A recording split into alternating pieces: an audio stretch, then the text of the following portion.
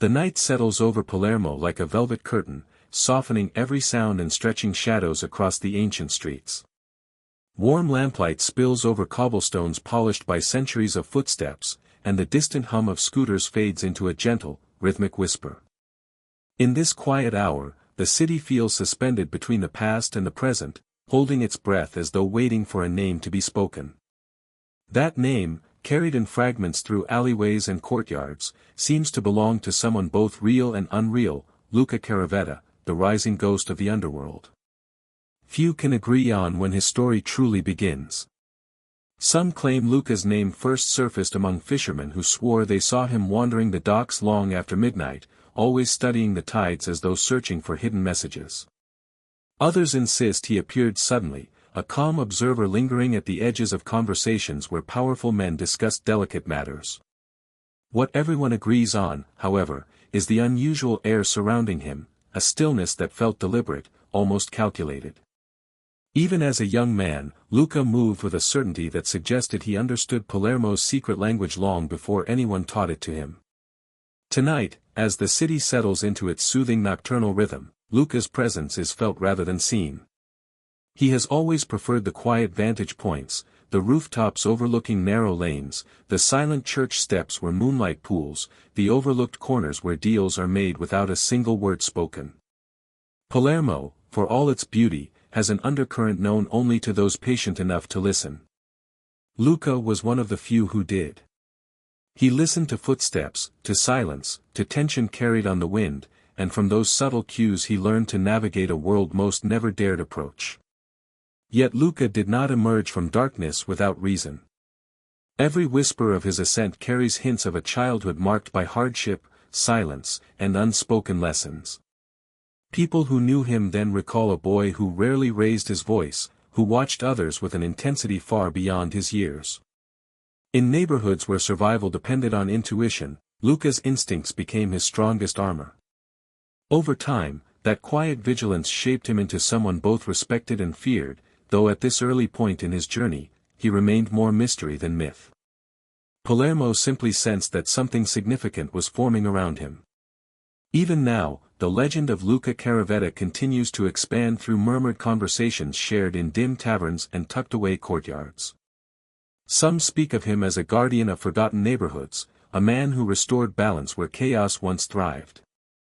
Others describe him as a looming figure, hidden behind a mask of composure that conceals motives no one can fully discern. Regardless of interpretation, all agree on one thing: Luca was not driven by impulse. His rise was a steady current, quiet but unstoppable, guided by an inner compass aligned with rules only he understood. As the night deepens, the narrow alleys of Palermo seem to breathe with memories of Luca's early steps toward something larger than himself. Residents speak of spotting him in places where deals were struck, yet he never appeared to participate, only to observe. That restraint, unusual for someone so young, became his signature. He learned the movements of influential men, the unspoken hierarchies, the delicate balance that held the city together. All the while, he remained unnoticed by most, but unforgettable to the few who sensed the sharp mind concealed behind his quiet demeanor. Every powerful figure begins with a moment when the world shifts just slightly, revealing a path not previously visible. For Luca, that shift was subtle, a growing awareness that the city responded to him, even before he held any position of influence. He noticed how conversations quieted when he approached, how elders watched him with curiosity, how disputes eased when he simply stood nearby. It was as though Palermo itself recognized something emerging within him. Luca, however, did not rush toward destiny, he allowed it to approach slowly, step by step, like a tide returning to shore. And so the whispers grew, shaping the myth before the man had even taken his place in the world. Some rumors painted him as a strategist in the making, others as a silent enforcer with an uncanny ability to anticipate conflict before it erupted. What mattered more than the accuracy of these stories was the atmosphere surrounding them, a sense of inevitability, as if Palermo itself was preparing for a shift in its delicate balance. Luca's presence became a quiet promise of change, though few could guess whether that change would bring peace or turmoil. On nights like this, when the streets settle into a gentle hush and the moon washes the rooftops in pale silver, Luca's early steps toward his future feel almost like part of the city's natural rhythm. He did not force his ascent, he allowed it to unfold organically, shaped by instinct and the soft guidance of forces he barely recognized. People sensed his presence long before they understood his intentions, noticing the calm way he navigated situations that left others anxious or uncertain. There was grace in his restraint, strength in his silence, and mystery in his every unanswered question. As time went on, that mystery became the foundation of his legend, the quiet spark that would one day set Palermo's underworld on a new course. Its influence would echo throughout his life forever. The mornings of Luca Caravetta's childhood arrived quietly, much like the boy himself. Palermo at dawn was a soft, breathing world, mist clinging to tiled rooftops, the sea sending gentle winds through narrow alleys, and bakeries releasing the warm scent of fresh bread into the waking streets. In these early hours, before the city's louder energies took over, Luca walked alongside his mother to the market, observing everything with those steady, thoughtful eyes that seemed older than his age.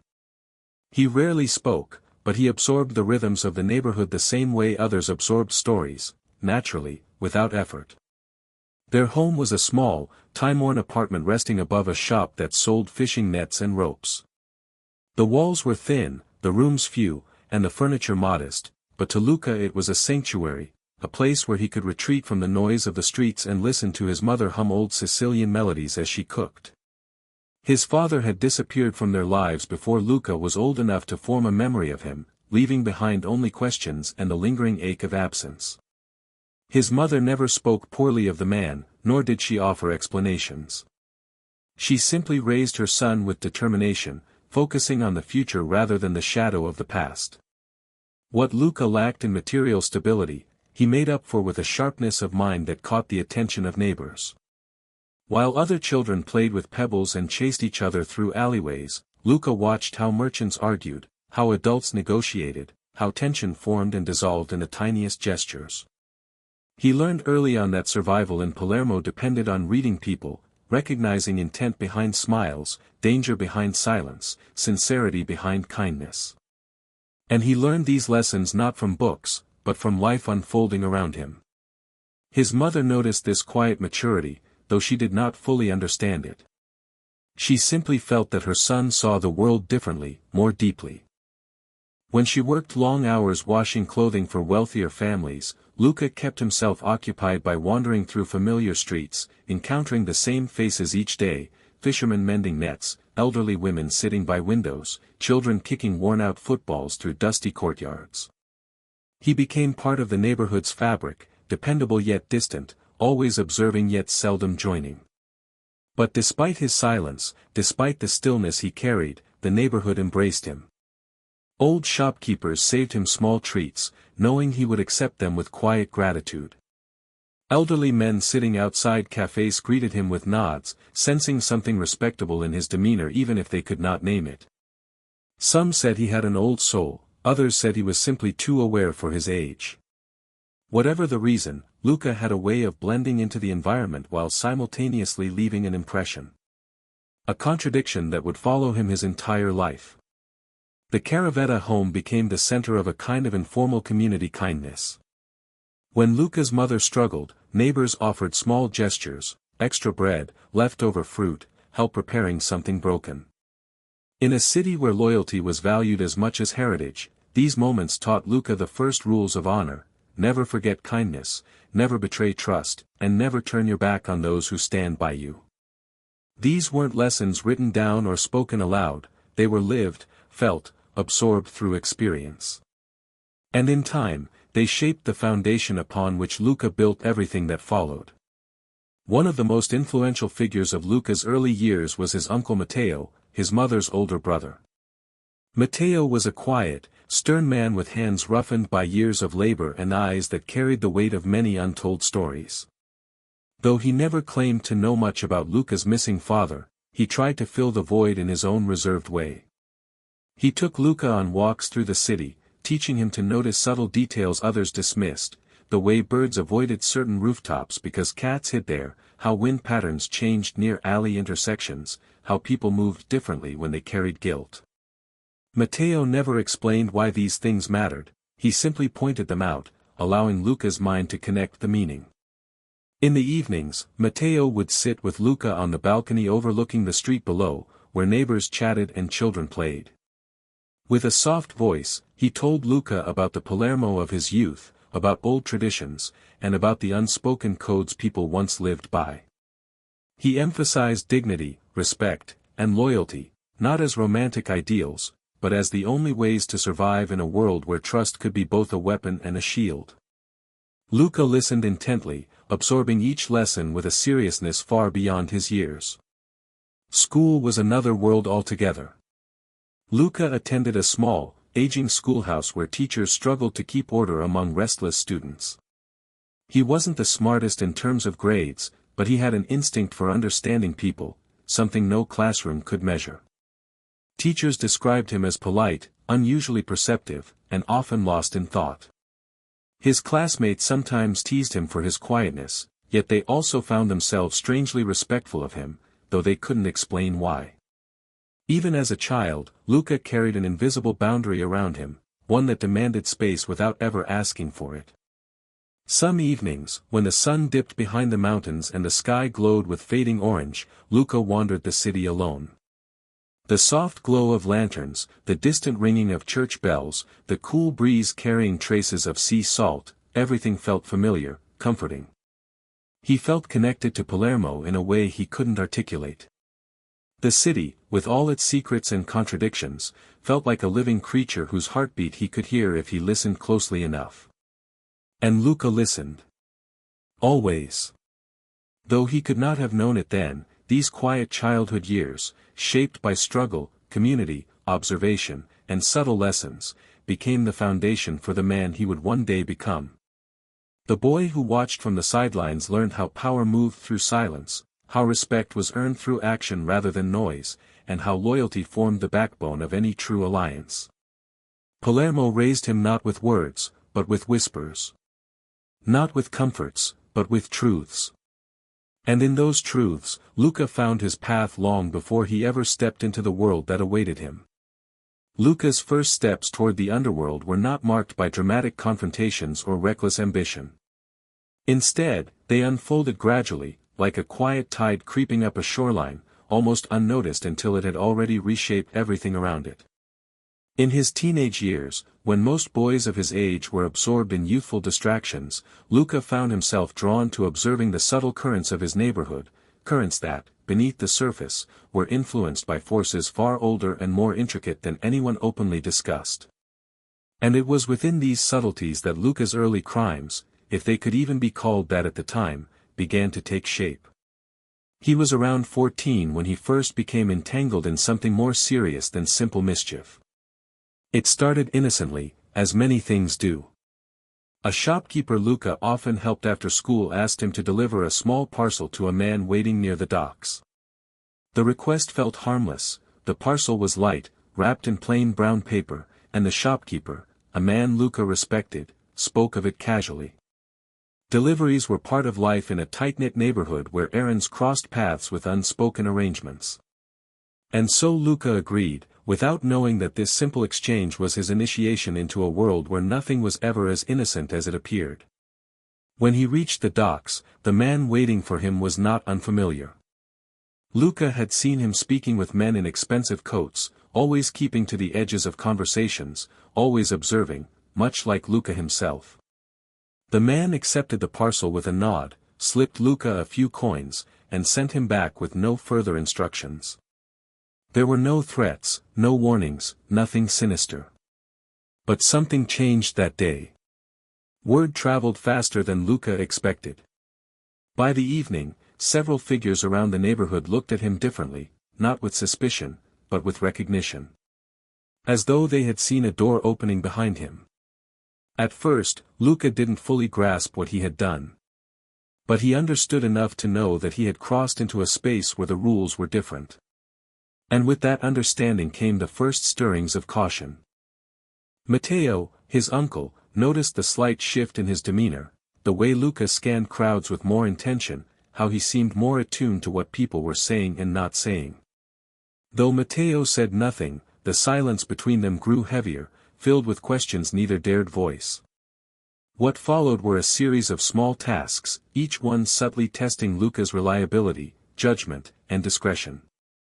Sometimes he delivered messages. Sometimes he carried small items, never knowing exactly what they were. Other times he acted as a lookout, blending with groups of teenagers while keeping an eye on specific alleys or doorways. All of these tasks were mundane in appearance, but beneath their simplicity lay the beginnings of trust, a currency far more valuable than money in the world he was brushing against. Luca's ability to remain calm, even under pressure, quickly stood out. He never asked unnecessary questions, never boasted about what he did, and never drew attention to himself.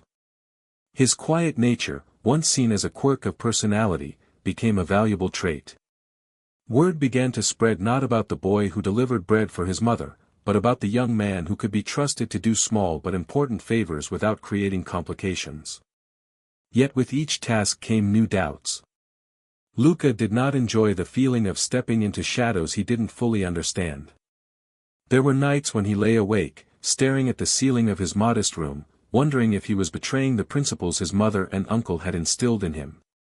Loyalty, dignity, and honor, these values echoed in his mind, refusing to let him drift too far into complacency. But another truth tugged at him: survival in Palermo was a delicate balance, and opportunities were not handed out freely. Luca began to see that helping certain people earned protection, respect, and a chance at something beyond the limitations of his upbringing. His first real moment of danger came unexpectedly. He was 16, standing outside a cafe, pretending to wait for a friend while discreetly watching the entrance for someone he had been asked to observe. Everything seemed ordinary: people chatting, old men playing cards, the clatter of cups and saucers. But then a scuffle broke out between two men near the corner. It escalated quickly, and before Luca could retreat, one of the men lunged toward him, desperate to flee through the narrow alley behind the cafe. For a second, Luca froze. Then instinct took over. He stepped aside, allowing the other man, the one he had been quietly monitoring, to grab the fleeing man by the collar. No one thanked Luca. No one acknowledged what he had done. But the silent nod he received afterward said more than words ever could. In that single gesture, Luca understood the gravity of the world he had begun walking into. A world where he could be pulled in deeper simply because he proved himself capable, or because someone powerful decided he was useful. From that moment on, Luca felt the weight of duality pressing upon him. By day, he remained the quiet, respectful young man who helped his mother and studied when he could. By night, he drifted into the background of Palermo's hidden circuits, performing tasks that grew incrementally more complex. He felt himself changing, not into someone cruel or reckless, but into someone more attuned to danger, more aware of consequences, more deliberate in every choice he made. Yet even as he edged closer to criminal circles, Luca never acted out of greed. His early crimes were not fueled by desire for wealth or power, but by the understanding that knowledge held value, and presence held influence. He learned that silence could be a shield, and that a single well-timed decision could alter the direction of an entire night. These early experiences shaped him profoundly. They formed the blueprint of the man he would later become, a figure capable of reading motives like others read text, someone who understood the delicate balance between risk and restraint. And though he could sense that he was approaching a threshold that would one day be impossible to step back from, Luca continued forward with his characteristic calm, unaware that each seemingly small action was leading him inevitably toward a destiny larger than he could yet comprehend. As the months passed, Luca Caravetta became something of an enigma in Palermo's underworld. No longer just a quiet observer, he had transformed into someone others began to rely on for discretion and effectiveness. He was still a boy, but his presence felt heavier than his years suggested. People, from seasoned criminals to those only tangentially connected to the city's darker networks, began to recognize something in Luca, something that couldn't be taught, something that seemed to rise naturally from the depths of his character. By now, Luca had a reputation, though not for violence. Unlike many young men eager to prove their toughness, Luca wasn't quick to anger or rash in his actions. His strength lay not in his ability to fight, but in his ability to watch and listen. He understood the power of information, of silence, and of timing. When he spoke, people listened, not because of his words, but because of his manner. His calmness, his unshakable composure, made others feel that he was always in control. It was this quality that began to draw him closer to figures of greater influence, men whose names were whispered with reverence and fear. Men who, like Luca, understood the value of subtlety. Luca's first major break came when he was tasked with overseeing a meeting between two rival factions. The details were murky, no one was quite sure what the meeting was about, only that it was critical, and that the wrong move could easily lead to bloodshed. The fact that Luca was trusted with this responsibility at such a young age spoke volumes about how far he had come. He was still an outsider in many respects, but he had proven enough to earn a seat at the table, even if only as a watcher. The meeting took place in an old, decrepit warehouse on the outskirts of the city, far from the prying eyes of Palermo's residents. The air inside was thick with the scent of saltwater and rust, a fitting backdrop for the kind of business that was about to unfold. There were no grand gestures, no elaborate introductions, just men in dark coats, their faces hidden beneath the shadows of the dim lighting. The atmosphere was tense, charged with an electricity that only men of their caliber could create. Luca, standing off to the side, observed every movement, every flicker of emotion. He could sense the underlying currents of distrust, the tiny moments where glances were exchanged that said more than any words could. For hours, the men discussed their positions, but it wasn't until the final moments of the meeting that Luca understood what had truly been at stake. One of the factions, a powerful family with deep roots in the city, had been slowly losing ground to a newer, more aggressive group. The old guard, represented by a man known as Don Salvatore, wanted to negotiate a deal that would allow him to retain control, but the younger faction, led by a man named Rocco, had no intention of backing down. Luca could feel the shift in the room as the tension grew thicker. It was the kind of standoff that often led to violence, the kind of moment where only the most decisive leader could claim victory.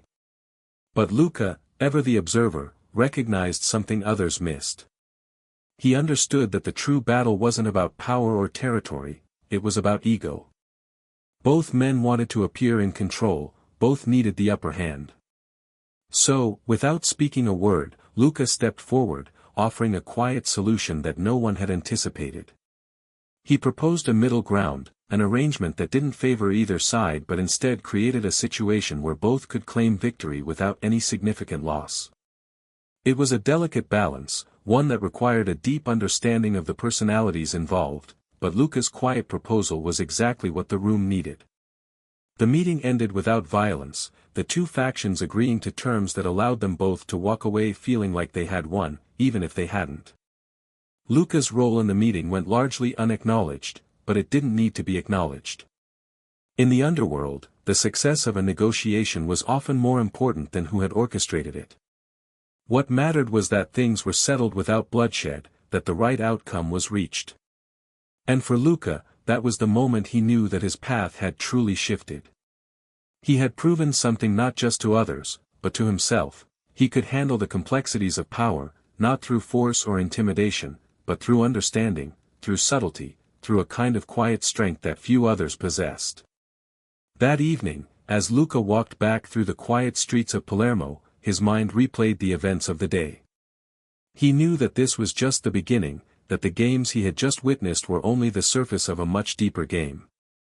There was more to learn, more to navigate, more layers to peel back. The underworld was vast, and its players were many, but Luca was beginning to see the patterns, how every move, every gesture, every word, mattered in a way most people couldn't understand. He was no longer just a pawn on the board, he was starting to become a player in his own right. Yet, even as he grew in influence, there was a part of Luca that remained grounded, that held tightly to the lessons of his mother and uncle. He still believed in loyalty, in honor, in a sense of duty. But he had learned, perhaps more quickly than he had anticipated, that the world he was now a part of didn't always operate by those rules. In this world, survival was paramount. Loyalty was bought, not earned. Honor was a currency used only when it suited the right people. And trust, Luca knew, was a fragile thing. As the city of Palermo continued to sleep beneath the stars, Luca's thoughts were already on the future, already calculating his next moves in the ever-shifting chess game of the underworld. There was much still to learn, but Luca was no longer just the quiet observer. He was a participant, and soon, those around him would learn just how far his influence could stretch. What had begun as a series of small tasks had evolved into something far more intricate, far more dangerous. And Luca, ever the strategist, was ready for whatever came next. In the weeks following his first major foray into the underworld's delicate dance, Luca Caravetta found himself navigating a maze that became increasingly intricate and fraught with peril. His reputation had spread, albeit quietly, through the alleys of Palermo and the narrow corridors of power that crisscrossed the city. No longer merely the boy who quietly ran errands, he was now a trusted intermediary, someone whose judgment was considered invaluable. But with every new role came new risks, and Luca, though still young, was beginning to understand the price of his growing influence. One of the first major tests came when a disagreement between two significant players, Don Salvatore and Rocco, began to simmer again, despite the fragile truce Luca had brokered in that tense meeting. In the underworld, peace was always temporary. Power shifts, personal vendettas, and ambition were forces too strong to keep under control for long. It wasn't long before old grievances resurfaced, this time over territory that both factions claimed as their own. Don Salvatore, with his aging influence, wanted to secure his family's hold over the docks, while Rocco, the younger and more aggressive leader of the rival faction, wanted to expand his influence into those same profitable waters. The tension was palpable in the streets, thickening the air with a sense of inevitability. It became clear to Luca that the fragile peace he had helped orchestrate was nearing its breaking point. Though both men seemed to accept the arrangement, at least on the surface, neither of them had truly backed down.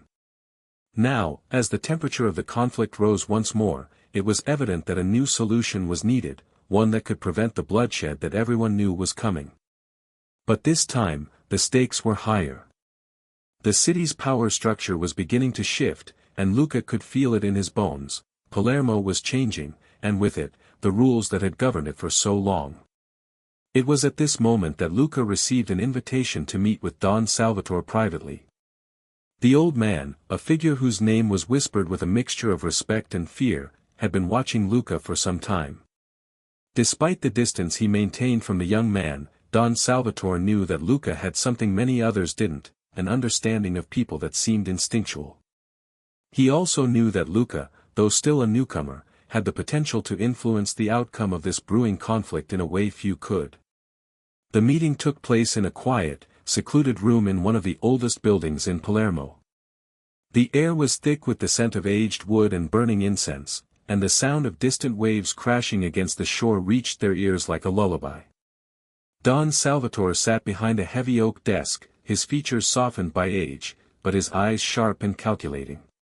He motioned for Luca to take a seat, and though the young man had sat in the presence of many powerful men by now, there was something about Don Salvatore that made even the most seasoned of men feel uneasy. The room was heavy with the weight of years, of history, and of the secrets held within its walls. "I've been watching you, Luca," Don Salvatore said, his voice low but firm.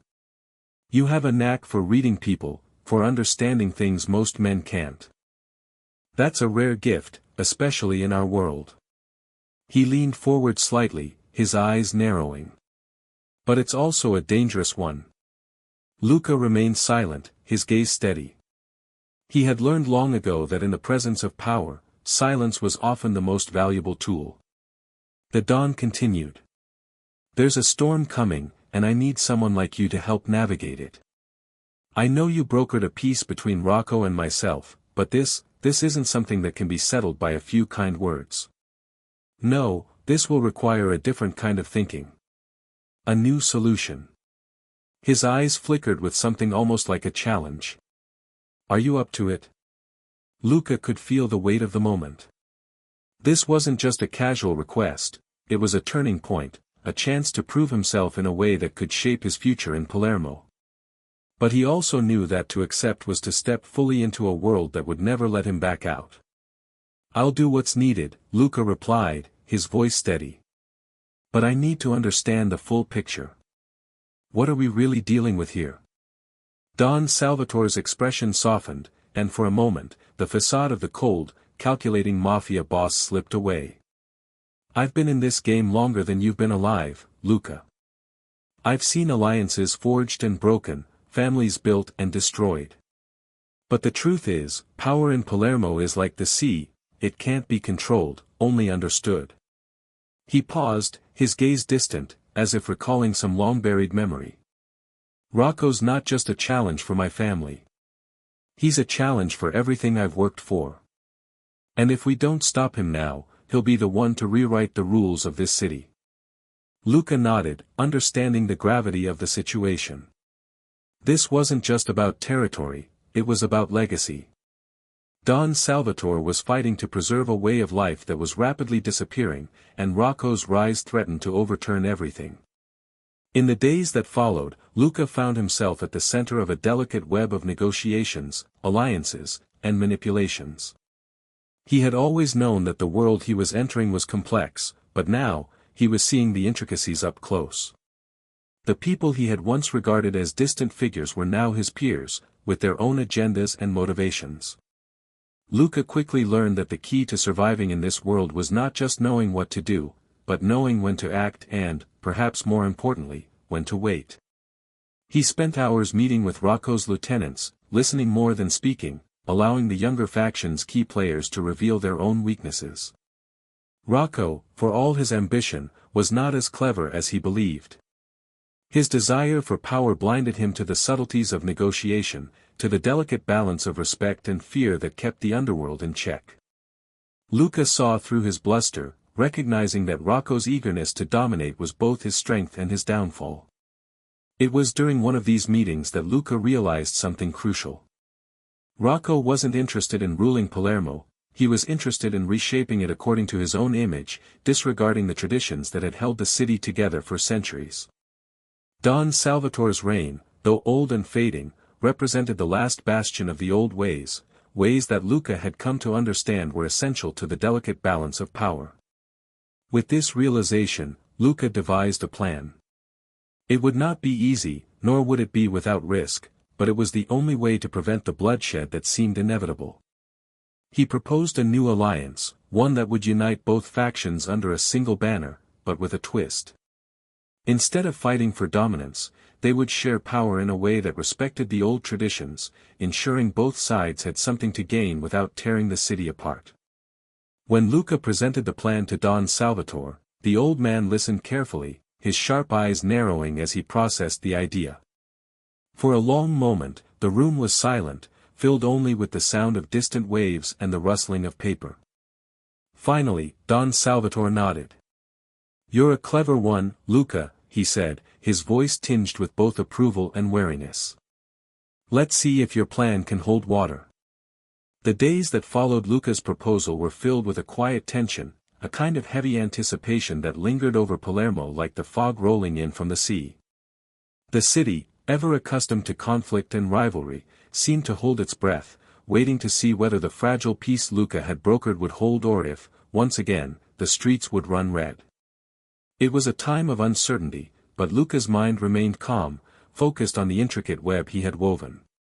His proposal, though risky, had a singular advantage: it wasn't just about negotiation, it was about the future.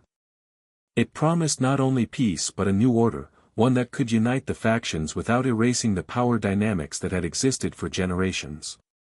But while Luca worked to secure his plan, he also understood the dangers that came with it. Men like Don Salvatore and Rocco weren't driven by logic alone. Their pride, their sense of legacy, was just as important as their thirst for power.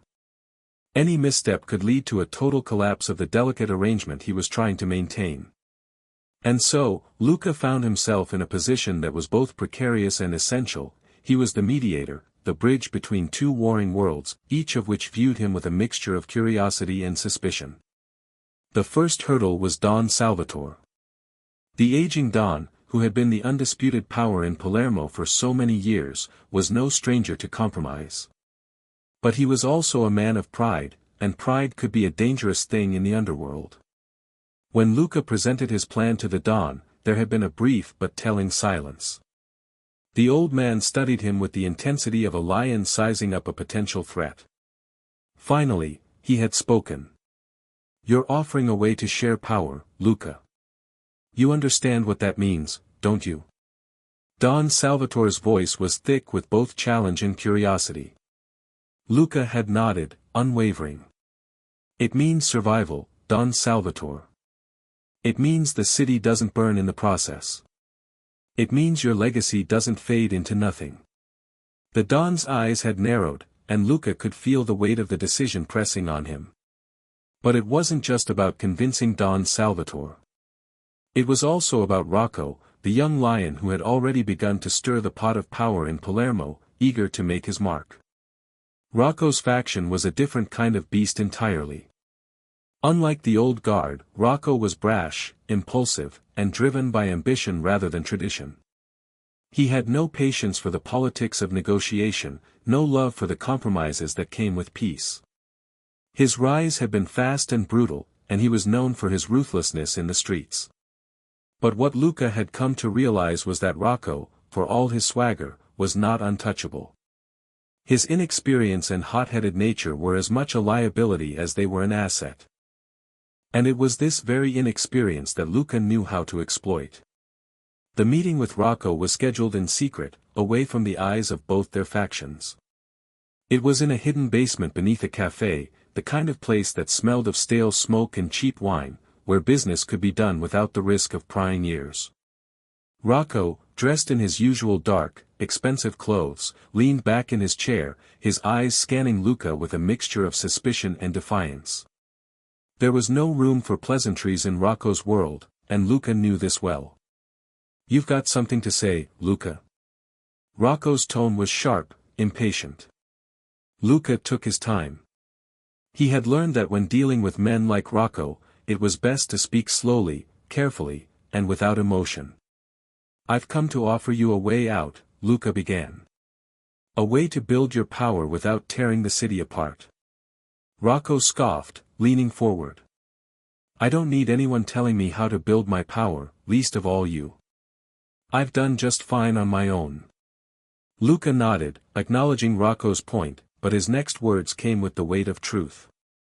"You've been successful, yes. But you're young. And there are older, more experienced men who've been here much longer than you. Men who know how to navigate this world. And you, Rocco, are playing a game you don't fully understand yet." The words hit their mark. Rocco's eyes flashed with anger, but Luca pressed on. "What I'm offering you isn't just an alliance. It's an opportunity to cement your place in Palermo's future. You don't need to fight Don Salvatore for control of the docks. You don't need to burn down everything in your path. What you need is legitimacy, something that can't be taken away from you once it's in place. And that legitimacy comes from uniting the old with the new." Rocco's expression shifted, ever so slightly. He was still guarded, but Luca could see that the seed had been planted. Rocco wasn't a fool, and Luca knew this. He also knew that Rocco's hunger for power wasn't just about control, it was about recognition. Rocco wanted to be seen as the man who could reshape the future of Palermo, the man who could outsmart even the oldest of the old guard. Luca was offering him that opportunity, but with a price. The price was compromise. The next few days were a whirlwind of meetings, whispers, and careful calculations. Luca found himself more and more at the center of the city's power struggles, the mediator between forces that, if not handled carefully, could destroy everything. But he was also beginning to feel the weight of his own ambitions. As he played both sides, walking the fine line between loyalty and survival, he realized just how much he had changed since those early days as a quiet observer in Palermo's shadows. He was no longer just trying to survive, he was trying to shape the city itself. The culmination of these efforts came on a rainy evening, when the final meeting was set to take place. This would be the moment of truth, the meeting that would determine whether the plan would succeed or fail. Luca had arranged for both Don Salvatore and Rocco to meet in a neutral location, one that would allow them to speak without fear of interruption or surprise. As the rain tapped softly against the windows, Luca sat at the table, watching the two men enter the room. It was a delicate moment, one that would determine the future of Palermo itself. But Luca, ever calm, remained composed. He had done his part. The rest was up to them. The storm outside had nothing on the one that was about to break within the walls of that room. The meeting between Don Salvatore and Rocco, arranged by Luca, was set to be the culmination of everything he had worked for over the past months. The rain that had soaked Palermo for days now seemed to reflect the tension in the air. The city's streets were quiet, almost eerily so, as if holding their breath in anticipation. In a room located above a small, unassuming trattoria in the heart of Palermo, Luca stood alone, waiting for the two powerful men to arrive. The space was dimly lit, with only the soft glow of a single lamp casting long shadows across the walls. The table in the center was round, intentionally so, to symbolize the equality of both parties in the negotiation. Luca had chosen the location carefully. It was neutral ground, a place where neither faction had any true claim, and a place that would keep both men from feeling cornered. It was an old building, weathered by time, yet strong in its foundation, just as the city of Palermo itself had withstood the tests of time. The room felt timeless, and Luca had hoped that its quiet strength would influence the decisions that would be made within its walls. He had already arranged for drinks to be served, a simple bottle of aged red wine from the vineyards outside of the city, the kind that carried the weight of history with each sip. The wine, he thought, would act as both an offering and a reminder of the old ways, of the traditions that had shaped Palermo for generations. But Luca was no fool. He knew this wasn't just about tradition, it was about power. It was about finding the balance between the old and the new, between the fading influence of men like Don Salvatore and the rising tide of younger men like Rocco. Both had something to gain and something to lose, but neither would back down without a fight. The soft sound of footsteps broke Luca's thoughts, and he turned to see the two men entering the room. Don Salvatore walked in first, his gait slow but deliberate, as if every step he took carried the weight of years, of experiences that Luca could only imagine. His face, etched with deep lines of age and wisdom, was set in a calm, almost serene expression, but his eyes, those sharp, calculating eyes, never stopped moving, never stopped watching. Rocco entered behind him, his movements much quicker, more restless. His gaze flicked to Luca first, then to the Don. Rocco's presence seemed to fill the room with an electric energy, a stark contrast to the Don's calm. "Sit, both of you," Luca said, his voice firm but measured. He gestured to the two seats across from each other. There would be no grand speeches here, no distractions. The moment for show had passed. This was business, and it was time to cut through the noise. Don Salvatore took his seat first, settling into it with the weight of a man who had spent a lifetime in power. He looked at Luca, then at Rocco, as if sizing up the situation. Rocco, on the other hand, stood for a moment, glancing around the room, his eyes calculating. But when he finally sat down, it was with a sharpness that spoke to his impatience, his desire to get to the heart of the matter. Luca remained standing, his eyes moving from one man to the other, ensuring both were watching him. He could feel the pressure of the moment building, the weight of expectations pressing down on him. This was his moment, the one he had worked towards for so long. The next few minutes would determine whether his plan would succeed or collapse in ruins. "You both know why we're here," Luca began, his voice calm but carrying an edge of authority. "Palermo is changing. And you both know that if we don't adjust to the new realities of this city, we risk losing everything." Rocco leaned forward, his eyes narrowing. "What are you suggesting, Luca?" His tone was sharp, though there was an underlying curiosity beneath his bravado. Are you asking me to trust this old man? He glanced at Don Salvatore, who remained silent, his expression unreadable. Luca let the question hang in the air for a moment before responding. I'm suggesting that we all have a choice. We can continue fighting, continue tearing this city apart for power. But we all know where that leads. Or, we can find a way to work together, create something that lasts, something bigger than either of you. His eyes moved to Don Salvatore then, letting his words sink in. The city needs stability. It needs a new way forward, a way that doesn't forget the past, but that embraces the future. Both of you have the power to shape that future, but only if you're willing to listen. Rocco scoffed, his hand slamming down on the table. Listen. To him. He pointed to Don Salvatore, his voice dripping with disdain. This man's old. His time is over. The future belongs to people like me. I'm the one who's going to lead Palermo into the new age. Don Salvatore's eyes flicked briefly to Rocco, but he said nothing. Instead, he turned his attention back to Luca, as if waiting for him to mediate the situation. Luca could feel the tension building between the two men. Rocco's words were full of venom, full of ambition, but Don Salvatore, though silent, was a master at playing the long game. It was clear that the old man wasn't going to be pushed aside so easily. Luca knew the situation was delicate. Rocco's anger, while a powerful motivator, was also his weakness. His inability to see beyond his own ambition was something Luca had to exploit. Rocco, Luca said, his voice calm but firm, you may be right about one thing. The future does belong to people like you, people with fire, with vision.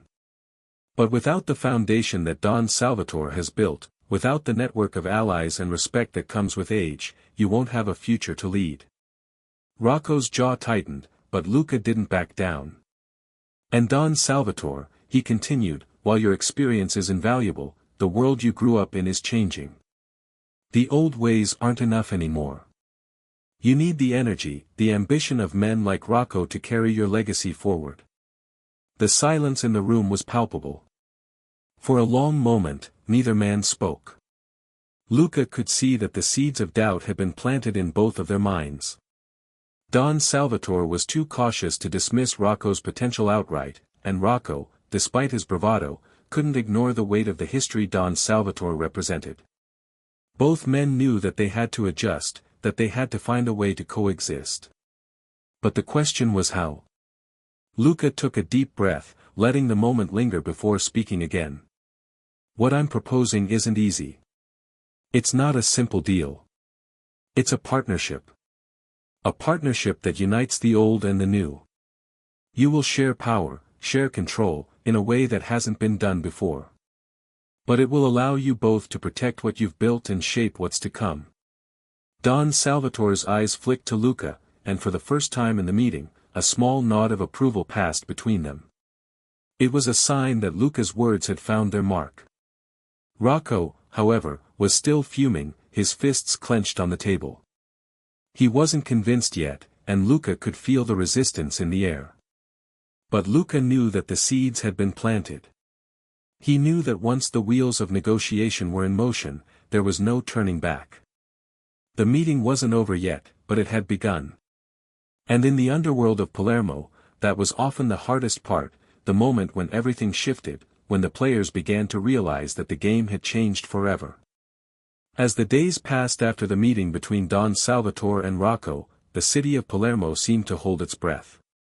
The initial tension had been high, a raw, jagged edge in the air, but Luca, ever the tactician, had expected this. He knew that in the world of the mafia, especially in a city as complex as Palermo, the true work came after the words were spoken.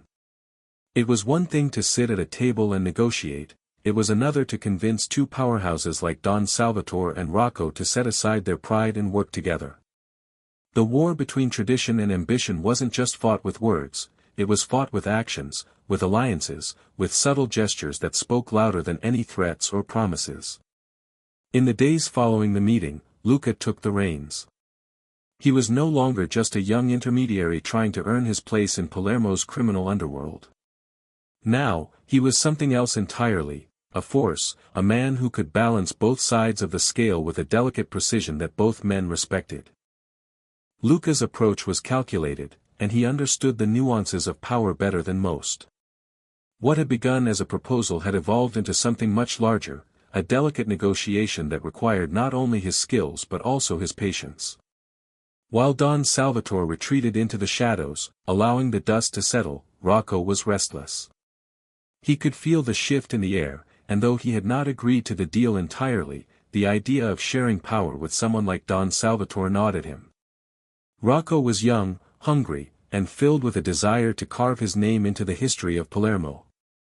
He wasn't ready to cede control, not entirely. He wanted the city, the docks, the influence, but more than that, he wanted respect.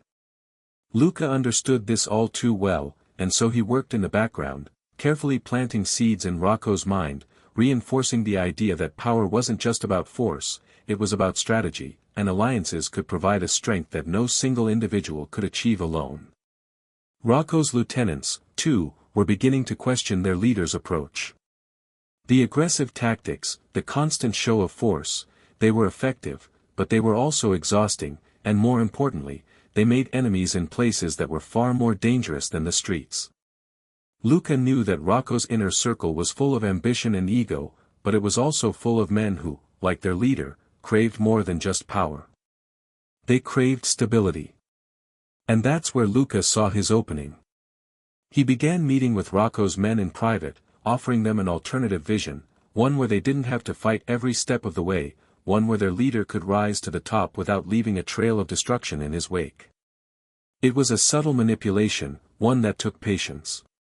But Luca was willing to wait, knowing that the more Rocco's inner circle began to question their own leader's methods, the more likely it was that they would push him toward a partnership. They wouldn't even realize that they were being guided toward it. Meanwhile, Don Salvatore, ever the pragmatist, had begun to consider the proposition more seriously.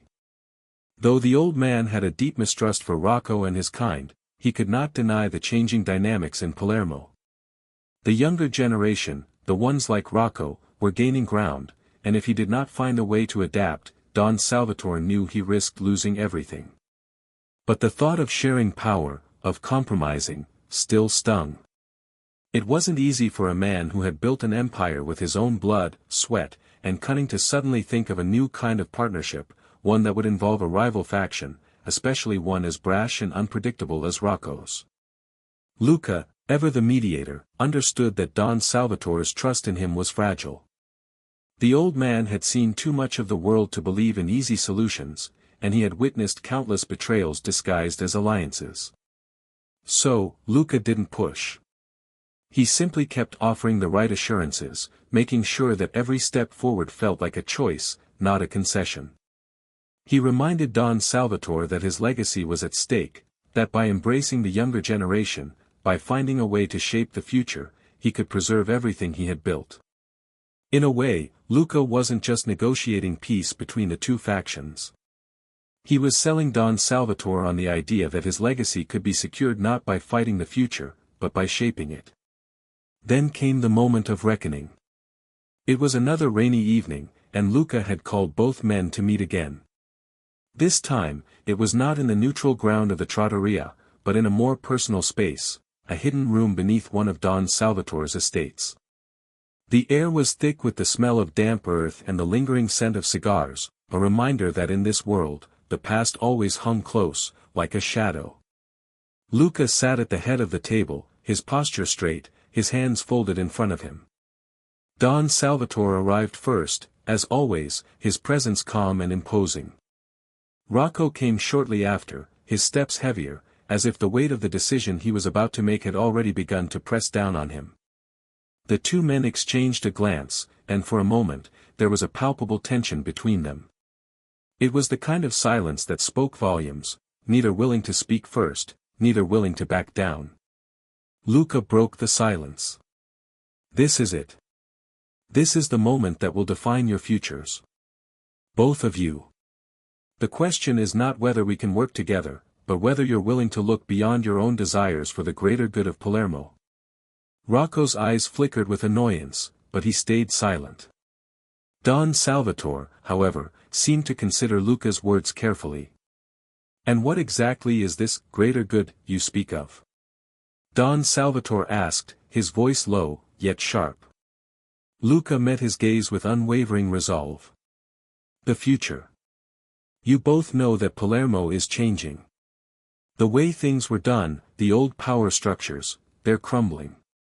But that doesn't mean they have to fall apart completely. If you work together, you can shape this city into something stronger, something that will stand the test of time." Rocco, unable to remain quiet for long, leaned forward, his hands clenched on the table. "And what exactly do you expect from me? I'm not here to make deals with this old man and his fading power." Luca's voice was calm, measured. "You don't have to like it, Rocco. But you do have to see it. You've already carved your piece of the city. Now, what you need is legitimacy. And that comes with working with someone like Don Salvatore. Not as equals, perhaps, but as partners. You don't have to like it. But you can't ignore the truth." For the first time in their meeting, Luca saw a crack in Rocco's facade.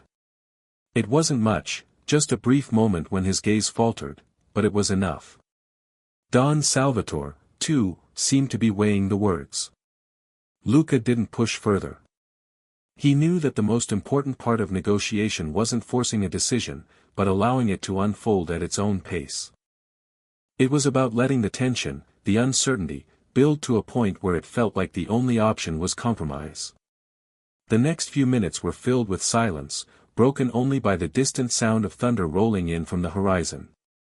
Finally, Don Salvatore spoke, his voice slow but steady. "Perhaps it is time. Time for something new." The words hung in the air, as Rocco's eyes narrowed. There was no going back now. The decision had been made. And as the rain began to pour harder outside, Luca could feel the tension shift in the room. The delicate balance had been struck. Whether it would hold, only time would tell. The days following the decision were tense but filled with purpose.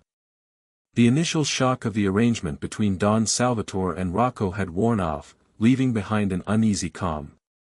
The city of Palermo, with all its secrets and complexities, seemed to be holding its breath once again.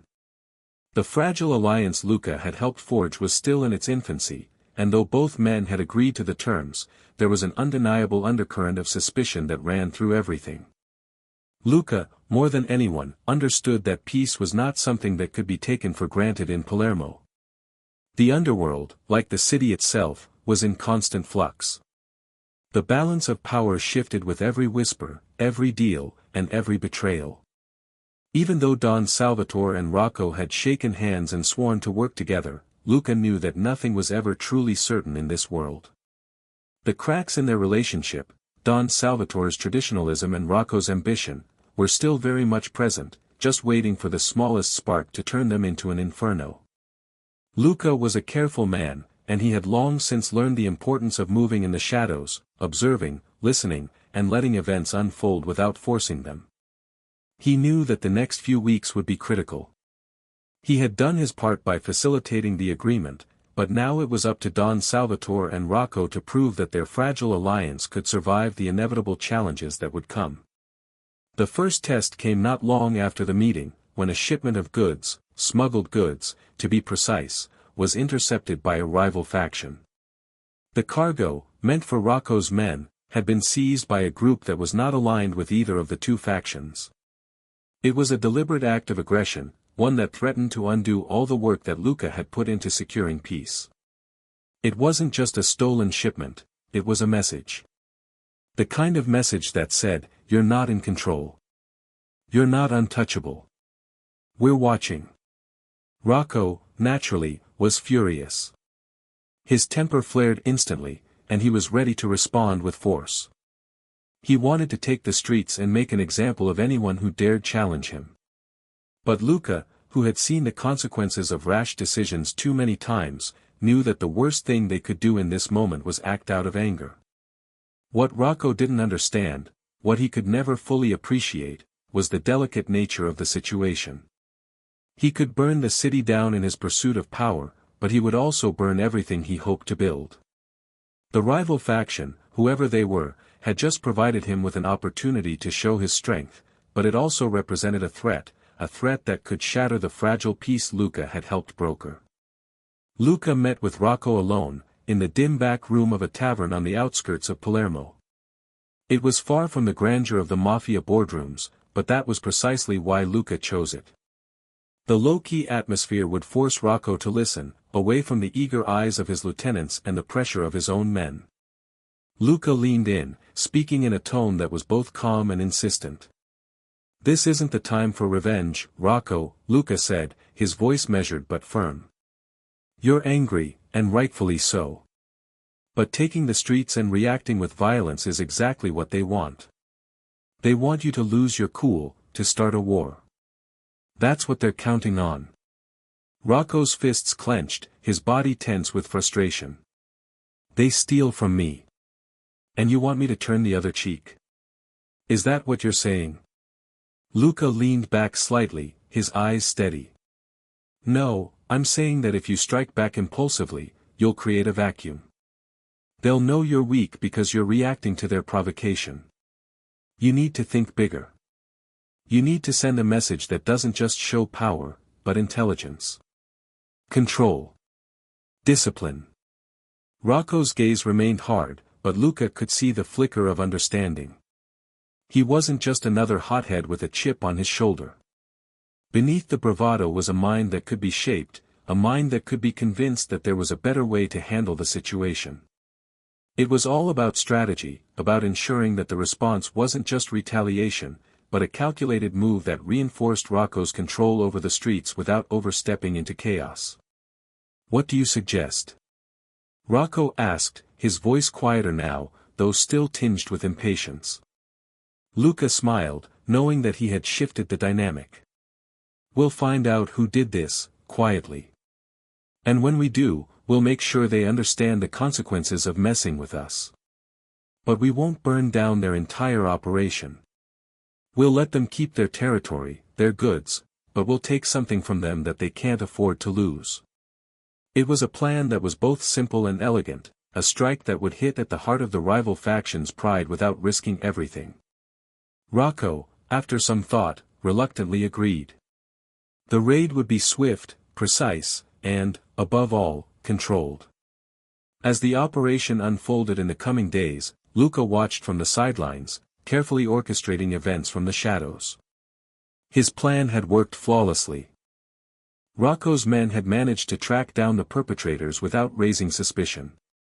Instead of a chaotic bloodbath, the rival faction had been forced to negotiate, forced to come to the table and acknowledge that Rocco's grip on the streets was not as easily shaken as they had hoped.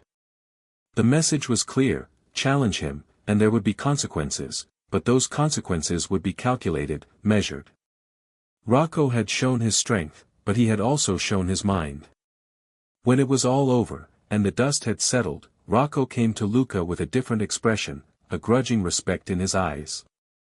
"You were right," he admitted, his voice quieter than usual. "That was smarter. Not just powerful." Luca nodded, pleased but not surprised. "It's not enough to have power, Rocco. You need to know how to use it. And you need to know when not to use it." Don Salvatore, too, was watching from the periphery, though he rarely showed it. The older Don had been keeping a close eye on Rocco's response to the crisis, and the way he had handled it had impressed him.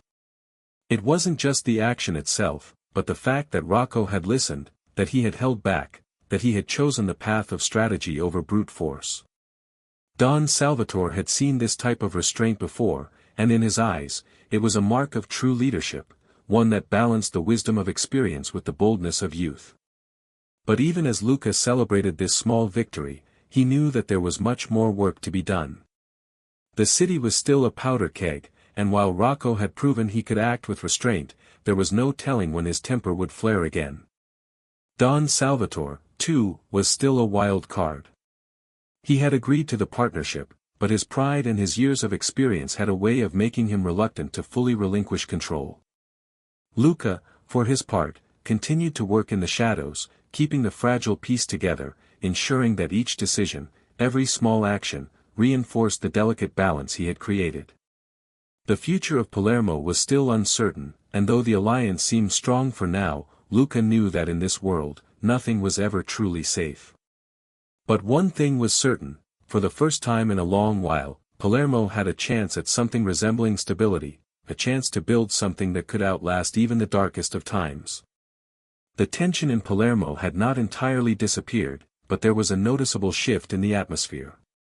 What had begun as an unpredictable and dangerous situation, with Rocco and Don Salvatore barely tolerating each other, was slowly evolving into something that resembled an uneasy but functional partnership. Luca Caravetta, the orchestrator of this fragile alliance, had played a pivotal role in steering both men towards a path of mutual benefit.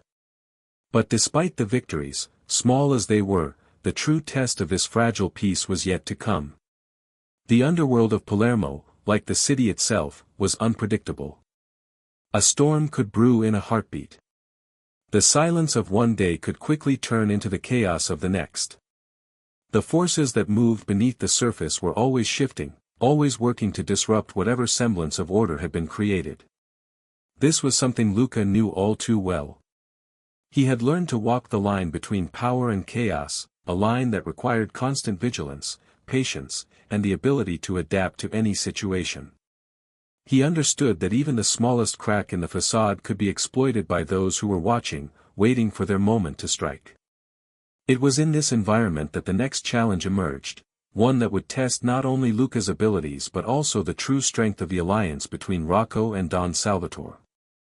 It came in the form of a powerful external threat. A rival faction, one that had been biding its time in the shadows, suddenly made its presence known. This faction was led by a ruthless individual named Carmine, a man who had no qualms about using extreme violence to get what he wanted. He had long coveted the docks and the wealth that flowed through them, and now, with the fragile peace between Rocco and Don Salvatore beginning to take root, he saw an opportunity to strike. Carmine's rise had been marked by cunning and brutality. He had built his empire not by working within the established power structures, but by tearing them down and replacing them with his own. His reputation was one of fear and control, and he had a loyal army of men who would follow him without question. His methods were simple: intimidate, eliminate, and take whatever he wanted. It was a formula that had worked for him in the past, and he believed it would work again. But what Carmine had underestimated was the unity that was beginning to form between Rocco and Don Salvatore. His threat was one of pure aggression, an attempt to destabilize the peace they were trying to build. And while Rocco and Don Salvatore were far from friends, they understood the necessity of preserving the power they had both fought so hard to maintain. The first sign of trouble came in the form of a message. It was a simple one, delivered in the dead of night by an anonymous courier. The message itself was straightforward: the city is mine now. Get out of the way, or be crushed. No signature. No grand gestures. Just a cold, calculated threat. For Rocco, it was a direct challenge to his authority. For Don Salvatore, it was a reminder of the volatility of this new world he found himself in. For Luca, it was a signal, a clear indication that the moment of reckoning had arrived. Luca's first instinct was to gather information. He needed to understand who Carmine was, what his plans were, and how he was positioning himself within the city. The streets of Palermo had eyes and ears everywhere, and Luca knew how to use that to his advantage. He reached out to his network, speaking with informants, gathering scraps of information from the shadows. What he learned was both reassuring and troubling. Carmine's influence was growing quickly, but he had not yet gained the full support of the key players in the city. He was still an outsider, trying to carve out his own space in a world that was already divided. But Luca knew that Carmine was dangerous. If left unchecked, he could destroy everything they had worked for. Luca knew that the only way to deal with a threat like Carmine was with strategy, not brute force. The last thing they needed was an all-out war.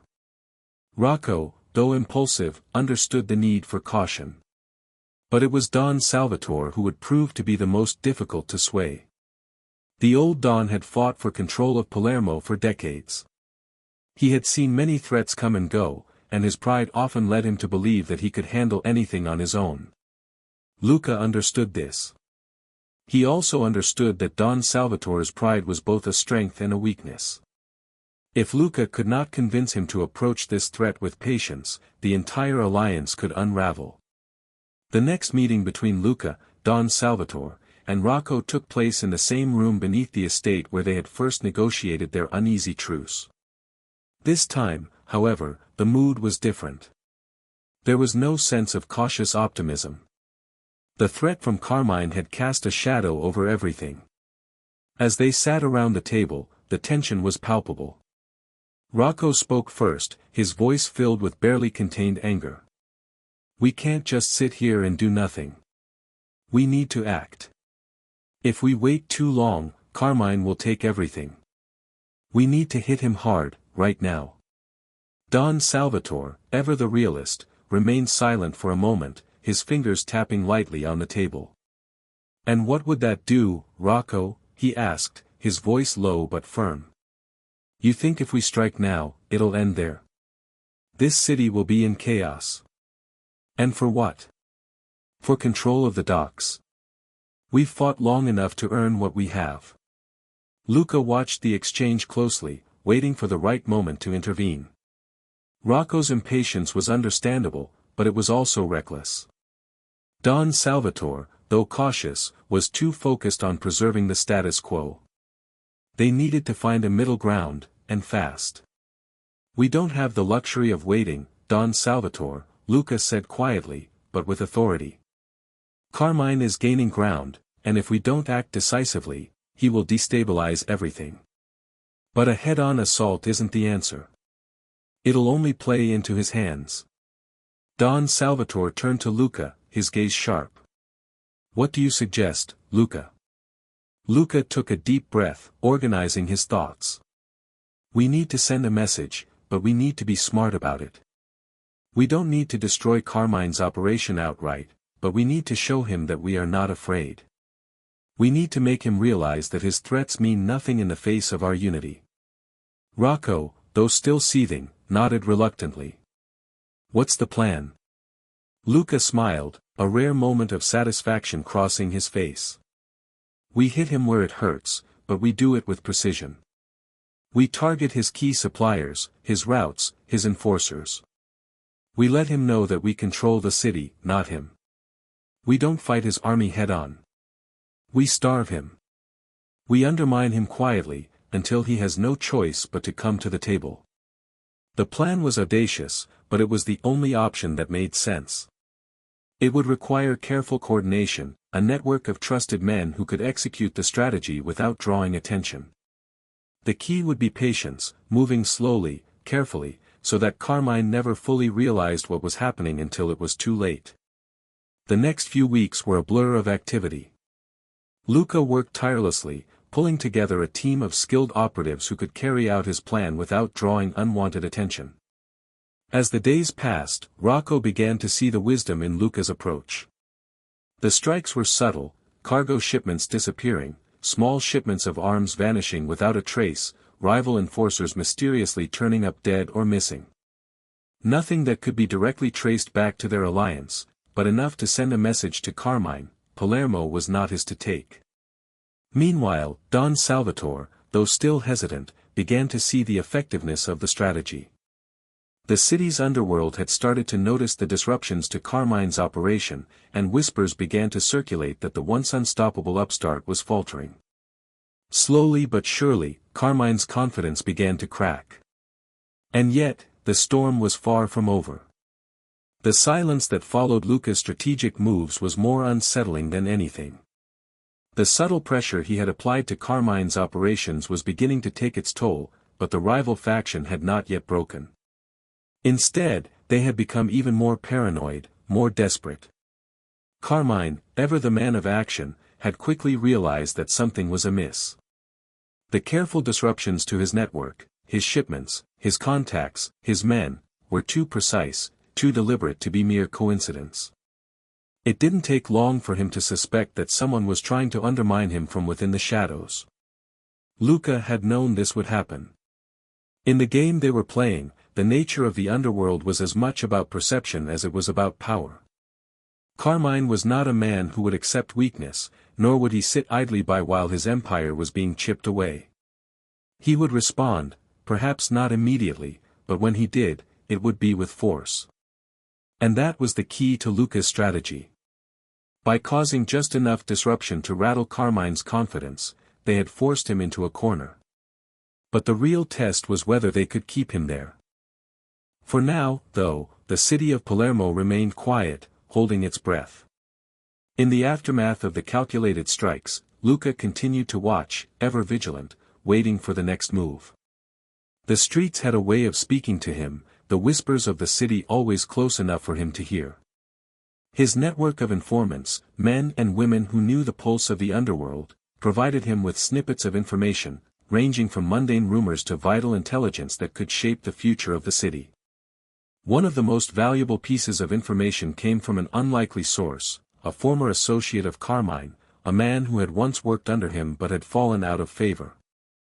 The man, whose name was Antonio, had been a trusted enforcer in Carmine's circle. However, after a falling out over a failed deal, he had been cast aside. Bitter and looking for revenge, Antonio had become an invaluable asset to Luca.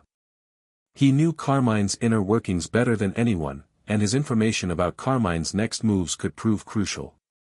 Luca arranged a meeting with him in a secluded alleyway, the kind of place where no one would think to look for a man of his stature. The alley was narrow and dark, the kind of place that seemed to swallow sound. Antonio arrived as scheduled, his face drawn and weathered from years in the business. He looked nervous, his eyes darting around as if expecting someone to appear out of the shadows. Luca had expected this. It was rare for anyone in this line of work to feel entirely safe. But Luca wasn't here to intimidate. He was here to extract information, and Antonio knew this was his one chance to settle old scores. "You're taking a risk, Antonio," Luca said calmly, leaning against the wall, his arms crossed. "If Carmine finds out you've been talking to me, it won't end well for you." Antonio swallowed hard, his throat working nervously. "I know the risks. But I don't care anymore. Carmine, he's lost control. His own men are starting to question him. The cracks are already there. I want out. I need out." Luca watched him closely. He wasn't sure if Antonio was being truthful or if he was just trying to secure a way out for himself. But either way, his information was valuable. "What's going on with Carmine?" Luca pressed. "What's he planning?" Antonio hesitated for a moment before answering, his voice low. "He's been meeting with people. New people. Outsiders. The kind of people who don't belong in this world. They've been giving him money, more than he's ever had before. It's not just about the docks anymore, Luca. He's got bigger plans. He's trying to expand his reach into the mainland. And he's not planning to do it quietly. He's talking about making a big move soon, something that'll shake the whole city." Luca felt a chill crawl down his spine. If Carmine was planning to expand into the mainland, it meant he was no longer focused on Palermo alone. The stakes were about to get much higher. What started as a challenge for control of the docks now had the potential to spark a larger war, one that could have far-reaching consequences. This was no longer just about local dominance. This was about carving out a place for himself on a much bigger stage. "What kind of move?" Luca asked, his voice steady but with an edge of urgency. Antonio's eyes flicked nervously from side to side. "He's been making deals with some heavy hitters from the mainland. People who control smuggling routes, weapons, even narcotics. If this goes through, it's going to change everything. The city will be just a stepping stone for Carmine. He's playing for something much bigger." Luca absorbed the information, his mind working quickly. The pieces were falling into place. Carmine's ambition had always been his greatest strength and his greatest weakness. Now, with the support of mainland players, he had the power to destabilize the region entirely. What was once a localized power struggle had the potential to spill over into a war between factions that could fracture Palermo's fragile peace. Luca's greatest fear was that this war would not just be between Carmine and his alliance, but that others would see the chaos as an opportunity to take control as well. There was no time to waste. The next move had to be made immediately. Luca knew that he couldn't wait for Carmine to strike first. The best way to fight a man like Carmine was to force his hand, make him react, make him feel cornered. But Luca couldn't do it alone. He needed Don Salvatore and Rocco to act, but he also needed them to trust him. The next day, Luca arranged another meeting with both men. It was a rare occurrence, an emergency meeting, where the stakes were higher than ever before. When Don Salvatore and Rocco arrived, the tension was palpable. They could both sense that the situation had escalated. Luca didn't waste time. "Carmine's made his move," he said, his voice calm but with an undertone of urgency. "He's planning something big, bigger than we thought. If we don't act now, he'll have the power to take over everything. Not just Palermo, but the mainland too." Rocco leaned forward, his eyes burning with a mix of anger and determination. "Then we stop him. We hit him before he can hit us." Don Salvatore's expression was more reserved, but Luca could see the calculation in his eyes. "You're sure about this?" he asked. "This could mean war, real war. We can't afford to lose control of Palermo." Luca nodded slowly. "I've never been more certain of anything. If Carmine gets the resources he's after, there's no stopping him. He'll tear this city apart."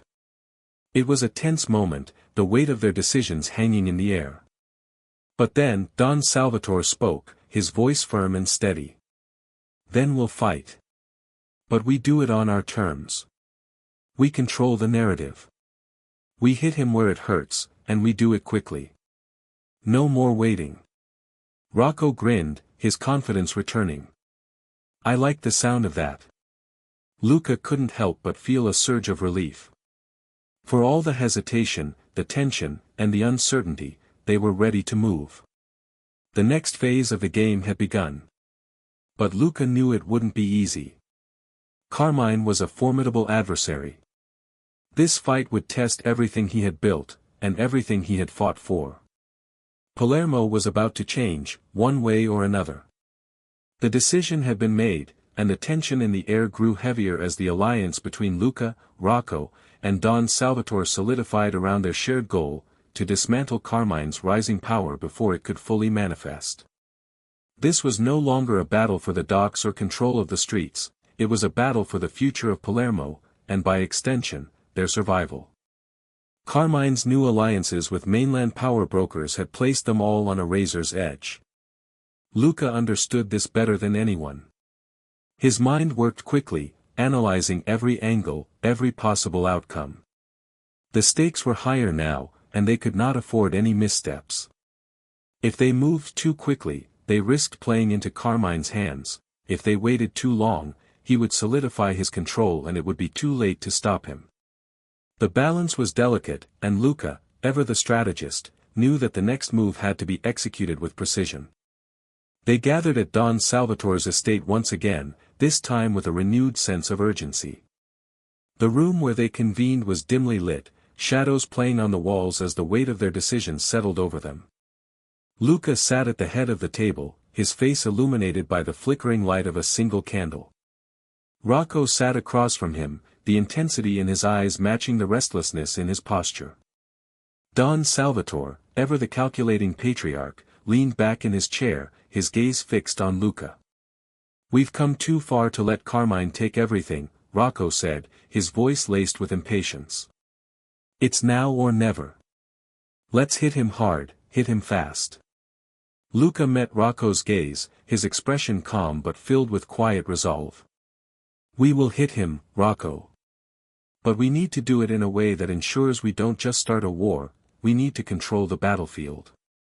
Rocco snorted, clearly frustrated. "Control the battlefield? We're dealing with a snake, Luca. He's not going to listen to reason." We need to crush him before he grows stronger. Don Salvatore's voice cut through the tension like a knife. Luca's right. We cannot afford to let emotion cloud our judgment. Carmine may be reckless, but he's not an idiot. We strike at the right moment, with the right force. If we do it too soon, we risk scattering his men before we can capitalize on his weakness. If we wait too long, he'll be too entrenched. Luca nodded, appreciative of Don Salvatore's pragmatic approach. Exactly. We need to draw Carmine out, make him feel like he has the upper hand. Once he's committed to a public strike, we can hit him with everything we have. But for now, we must work quietly, build pressure without him realizing it. They spent the next few hours devising the plan. It was simple on the surface. They would continue to chip away at Carmine's operations, attacking his supply lines, disrupting his deals, and eliminating his key men one by one. But beneath the surface, it was a web of psychological manipulation. Every move they made had to be calculated to make Carmine believe he was winning, only to trap him when he felt the most secure. Luca's role would be to manage the operation from the shadows. His network of loyal men would infiltrate Carmine's ranks, turning his closest allies into informants, sowing doubt and confusion. At the same time, they would continue to undermine Carmine's shipments, disrupting his supplies just enough to strain his resources.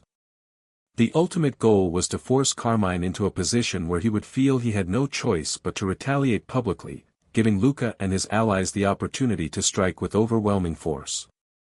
But the true brilliance of Luca's plan lay in its subtlety. By the time Carmine realized he had been trapped, it would be too late to recover. His reputation, which had once been built on fear and intimidation, would crumble under the weight of his failures. And when he came out from hiding to retaliate, they would be waiting, ready to strike. Days turned into weeks as the pieces of the plan began to fall into place. Luca watched closely, listening to the whispers of the city, gathering intelligence from every corner. Meanwhile, Rocco and Don Salvatore played their roles, making sure the operation ran smoothly and without attracting unwanted attention. The city, ever a character in this intricate drama, seemed to hold its breath. Carmine, unaware of the trap that had been set for him, continued to push forward with his plans. His confidence had grown as he believed he was gaining ground. His meetings with mainland contacts became more frequent, and his presence on the streets of Palermo grew bolder. He was attempting to forge alliances with local businessmen, using money and intimidation to secure his position. In the process, however, he made a grave mistake: he overplayed his hand. It happened on a warm evening. The streets of Palermo bathed in a soft, golden light as the city settled into its usual rhythm. Luca's men had been watching one of Carmine's key shipments, a large load of arms coming in from the mainland, something that had the potential to turn the tide in Carmine's favor. They knew it was only a matter of time before Carmine used these weapons to assert his dominance, so Luca decided to move ahead with the next phase of the plan. The shipment was due to dock at the port in a few hours. Luca's men had already planted several devices along the route, including explosives and a few carefully positioned roadblocks. The goal was simple: to capture the shipment, disrupt Carmine's supply chain, and send a clear message. However, the plan was not without its risks. If they were caught, the retaliation would be swift and violent. But Luca had thought of every contingency. The timing had to be perfect. As the evening unfolded, Luca stood in the shadows, watching as his men went to work. The streets were quiet, save for the occasional sound of footsteps and distant conversations. The port was just ahead, its silhouette against the darkening sky a reminder of the vast, silent power of the underworld. The shipment was close. Every minute that passed brought them one step closer to the strike.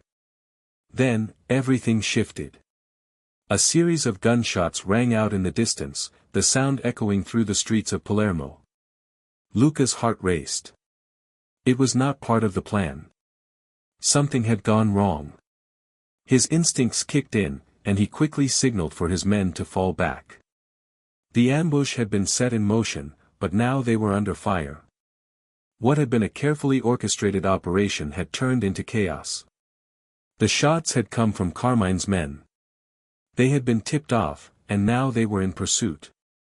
Luca's mind raced. If Carmine's men had gotten word of the plan, it meant only one thing: the trap was already beginning to close on him.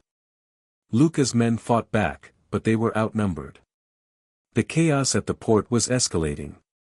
The sound of gunfire was deafening, and the once quiet streets were now filled with the shrieks of metal against stone, the cries of men locked in a desperate struggle for survival. In that moment, Luca understood the gravity of the situation. The fight for control of Palermo had just escalated, and there would be no turning back. He moved quickly, directing his men to regroup in the alleyways, trying to minimize casualties and get out of sight before Carmine's forces could close in. Rocco and Don Salvatore, always a step behind, were now at the center of the action. The chaos they had been trying to avoid had arrived at their doorstep. The trap had been sprung, but it was no longer in their control. Luca could only hope that, despite the unexpected turn of events, the foundation he had laid was solid enough to withstand the fallout. The war for Palermo had just begun, and the true test of their power was about to unfold in the streets. The chaos at the port left a lingering tension in the air, a thick, suffocating atmosphere that clung to the streets of Palermo like smoke after a fire. The gunshots echoed long after the skirmish had ended, and the sound of sirens soon filled the city, a reminder of just how close to the edge everyone had come. For Luca and his men, it was a pivotal moment, a moment that could tip the balance of power in Palermo in their favor, or mark the beginning of their downfall. The ambush had been a setback, there was no denying that. But what had happened at the port wasn't an unexpected turn of events. Luca knew the risk. A well-laid plan could unravel at any time, especially when dealing with an adversary like Carmine, who had proven himself to be both resourceful and dangerous. What troubled Luca most, however, was the speed with which Carmine had reacted. He was fast, faster than Luca had anticipated, and that was something Luca had to account for moving forward. In the days that followed, the city of Palermo buzzed with rumors, whispers of the failed ambush, of the gunfight at the port. Some said that Carmine's men had been tipped off by an inside source, perhaps even someone within Luca's own circle. It was a possibility that Luca could not afford to ignore. It meant that there was a leak, a vulnerability in his ranks, and that was the last thing he needed at this critical juncture. Every move he made from here on out would be scrutinized, and if Carmine caught wind of any more weaknesses, it would be disastrous. But Luca was not one to back down from a challenge.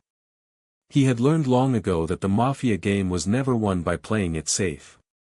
It was a game of constant motion, of constantly adjusting to the changing tides, and of making your own opportunities. He could not afford to let this setback define him. Instead, he would use it to his advantage. The first order of business was to secure his position. The failed ambush had been a public show of weakness, and if he didn't act quickly to reassert control, it could spiral out of control. He called an emergency meeting with Rocco and Don Salvatore, both of whom were understandably on edge after the incident. They gathered in the same room they had used before, Don Salvatore's estate, the place where the most crucial decisions were made. The air was thick with smoke, a fitting reflection of the tension that hung over them. Rocco was the first to speak. "We've been hit hard. This is a sign that Carmine is coming for us, and he's not wasting time. He's got informants in our ranks, and that's something we need to address immediately. If we don't deal with it, this whole thing could fall apart." Don Salvatore didn't say a word at first. His eyes were fixed on Luca, waiting for him to take charge. The room was silent for a long moment, the weight of the situation pressing down on all of them. Finally, Luca broke the silence. "We know Carmine's response time is faster than expected," Luca said calmly, though his mind was racing. "This doesn't change the plan, but it does mean we need to move even more carefully. We can't afford any more mistakes. The leak must be dealt with, and we need to tighten our operations. Our next moves need to be surgical, precise and without deviation." Rocco, still clearly agitated, nodded. So we strike back. But how? Carmine's men are already on high alert. We can't afford another botched operation. Patience, Luca replied, his voice cool and controlled. We're not rushing this. The mistake was trying to push too hard too soon. Now, we let Carmine's men think they've gained ground. Let them think they've won. And when they're comfortable, when they've stopped looking over their shoulders, that's when we hit them. And we hit hard. Don Salvatore, ever the strategist, leaned forward. What about the leak? He asked, his voice grave. If we don't plug it, we'll be working with one hand tied behind our backs. We need to find out who's feeding Carmine information before it's too late. Luca nodded in agreement. I've already got men working on it. We'll figure out who's behind it, but for now, we keep everything tight. No one is to know our next moves, no one.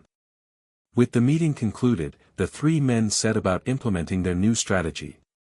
Luca knew that moving forward, secrecy would be their greatest asset. It was no longer just about attacking Carmine's operations, it was about staying one step ahead, ensuring that their moves were unpredictable and that their position remained secure. For the next several days, Luca and his men worked in the shadows. The city itself seemed to change its rhythm. What had once been a bustling hub of activity, filled with the hum of commerce and the laughter of Palermo's nightlife, now felt like a city on the brink of war. There was an undercurrent of fear that rippled through the streets, as rumors continued to spread about the failed ambush and the uncertainty that loomed over everyone involved. The whispers in the alleys and taverns spoke of betrayal and shifting allegiances. Luca's men continued their work, dismantling Carmine's networks piece by piece.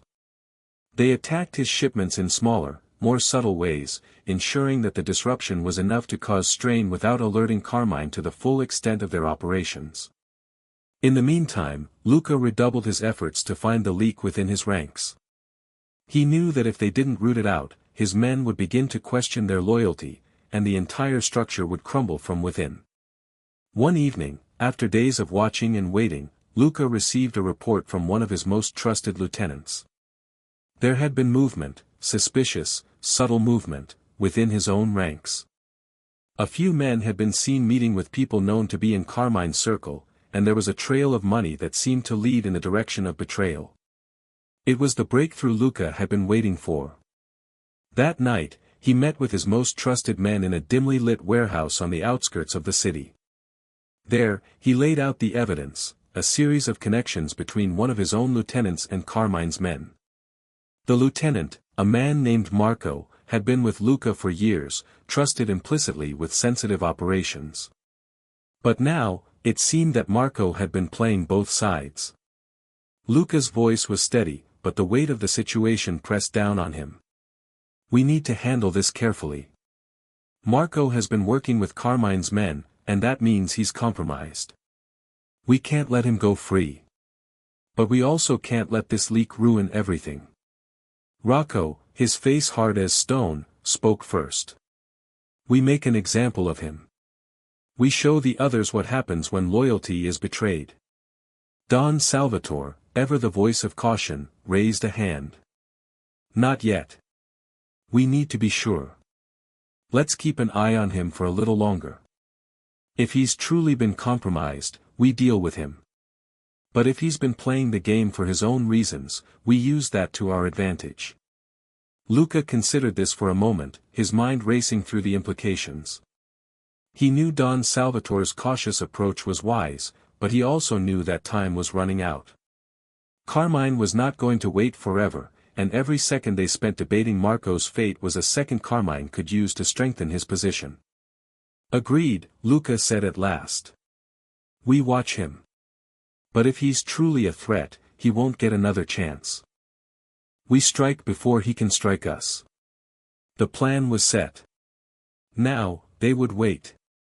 And in the waiting, they would learn whether Marco's betrayal would be their downfall or their key to victory.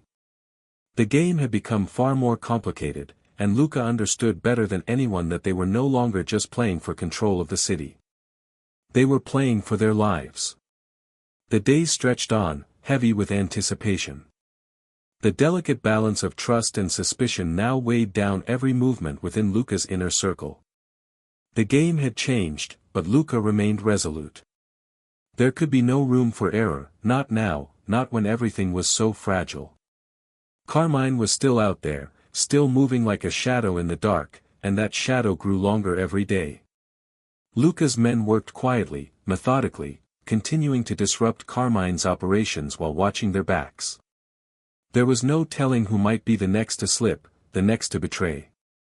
Marco's betrayal weighed heavily on Luca's mind. The news had shaken him more than he would admit.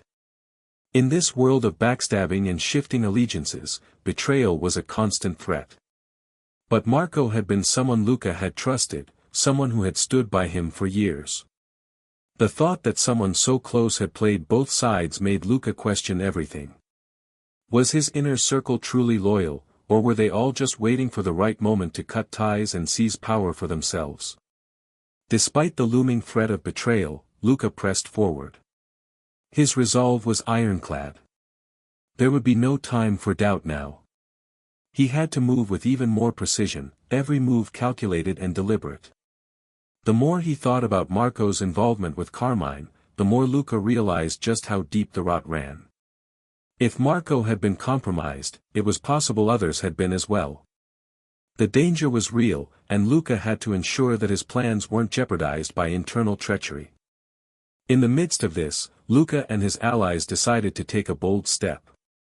They needed to send a message to Carmine, something that would make it clear that they were still in control, that the streets of Palermo still belonged to them. Luca knew that a show of strength would send the right message, one that Carmine could not ignore. But it had to be done carefully. One wrong move, one slip of the hand, and it could all come crashing down. They had to be strategic. The plan was set in motion under the cover of darkness. Luca had been tracking one of Carmine's most trusted men, a lieutenant who had become something of a rising star within Carmine's operation. This lieutenant, a man named Angelo, was the perfect target. He was well known, well connected, and, most importantly, he was deeply loyal to Carmine. By eliminating him, Luca would send a clear signal. The move would strike at the heart of Carmine's network and shake the foundations of his operation. But there was no room for mistakes. The operation needed to be clean and precise, like a surgeon making an incision.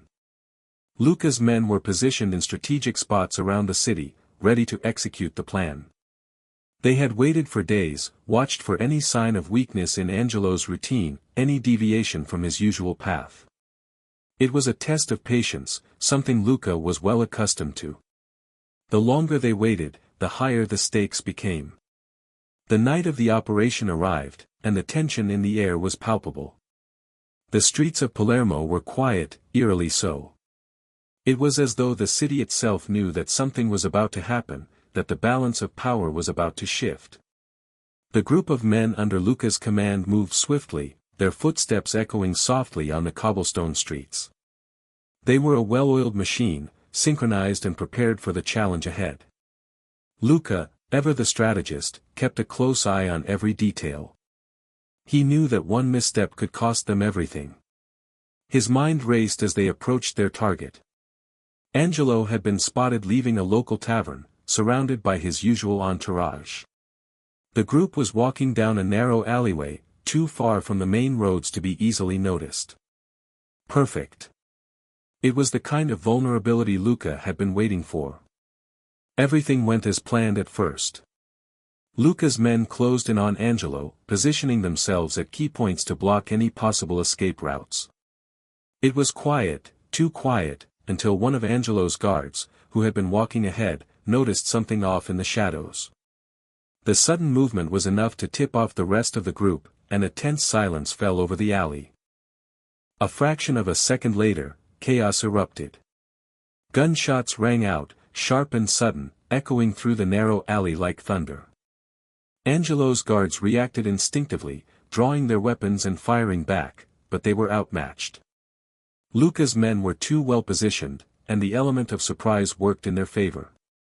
Angelo tried to make a break for it, but it was too late. Luca's men were already on him, the swift and decisive force that had been planned for weeks now descending upon him in a well-executed strike. Angelo fell, his body crumpling to the ground as the streets of Palermo were once again painted with blood. The rest of his men were quickly dealt with, their resistance futile in the face of Luca's precision. The message had been sent. Carmine would know what had happened to his lieutenant, he would feel the sting of losing one of his most trusted men. But Luca knew it wasn't enough. This was only one part of the plan, the first step in a much larger game. The silence that followed the operation felt as heavy as the weight of the consequences that would soon unfold. Luca's men quickly disappeared into the shadows, retreating back to the safety of their hideouts.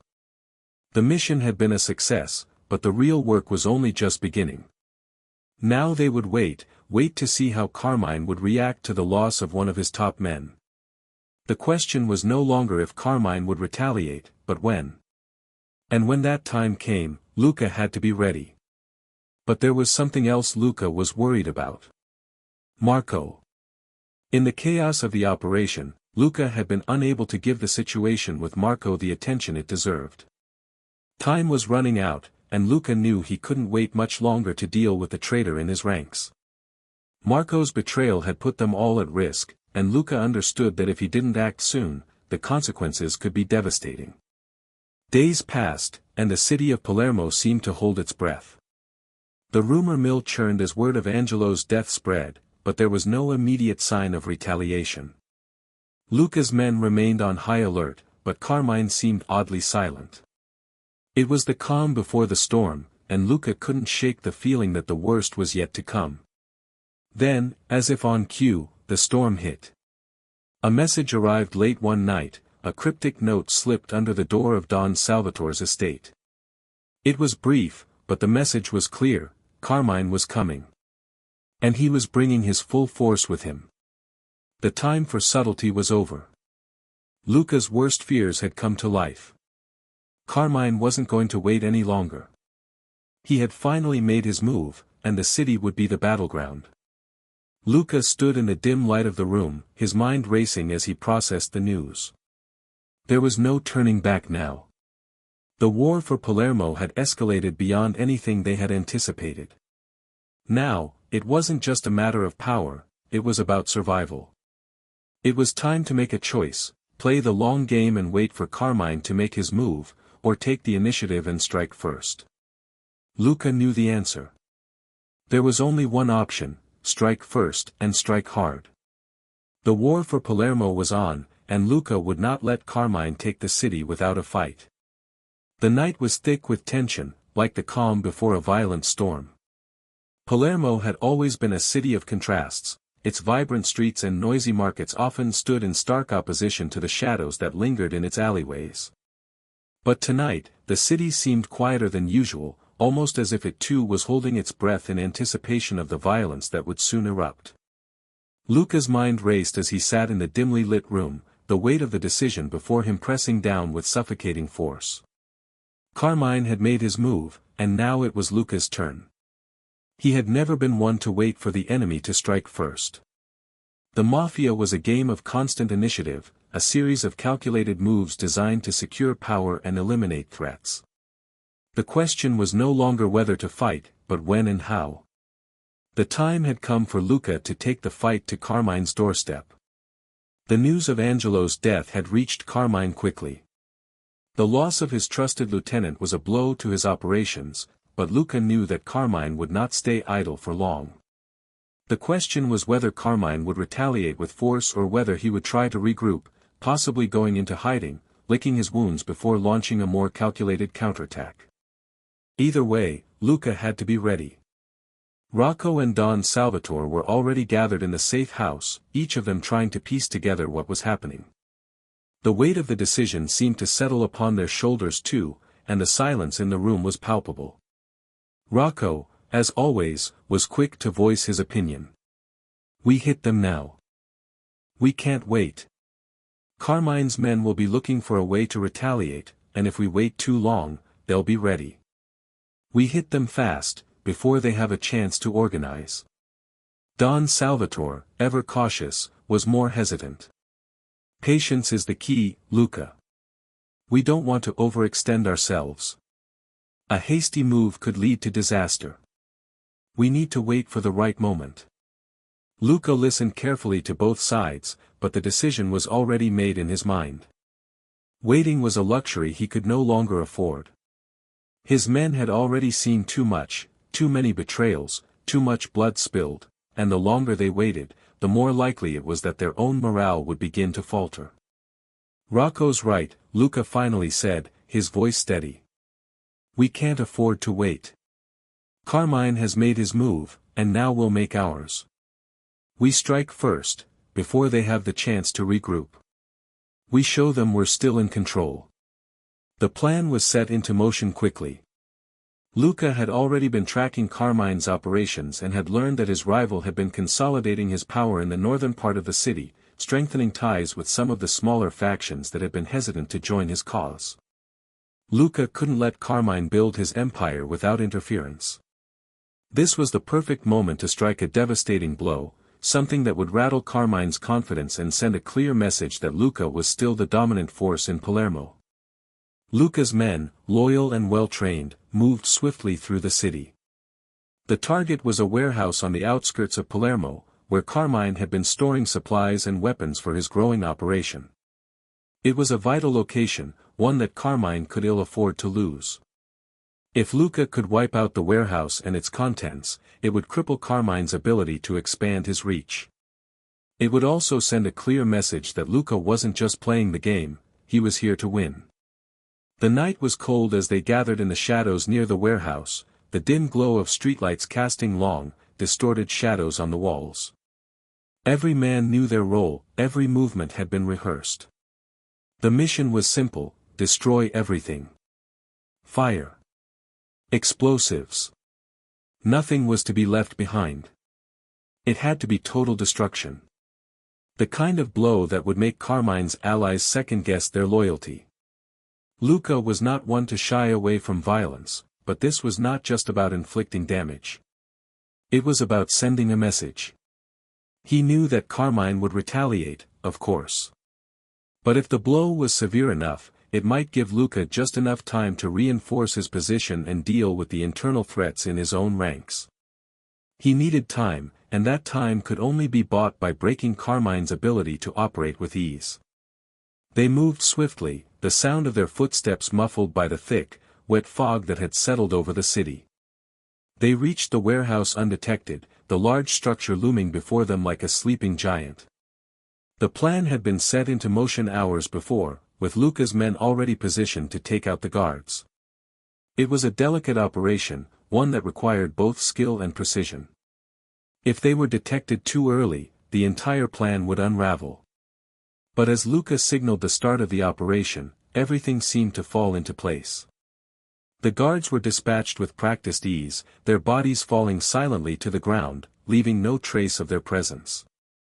The doors to the warehouse creaked open, and Luca and his men slipped inside, their dark clothing blending with the shadows. Inside, the warehouse was a labyrinth of crates and barrels, all filled with valuable contraband. The walls were lined with weapons, guns, ammunition, explosives, all of which would soon be reduced to rubble. Luca's men moved quickly, placing charges on the most critical supplies. There was no hesitation, no room for error.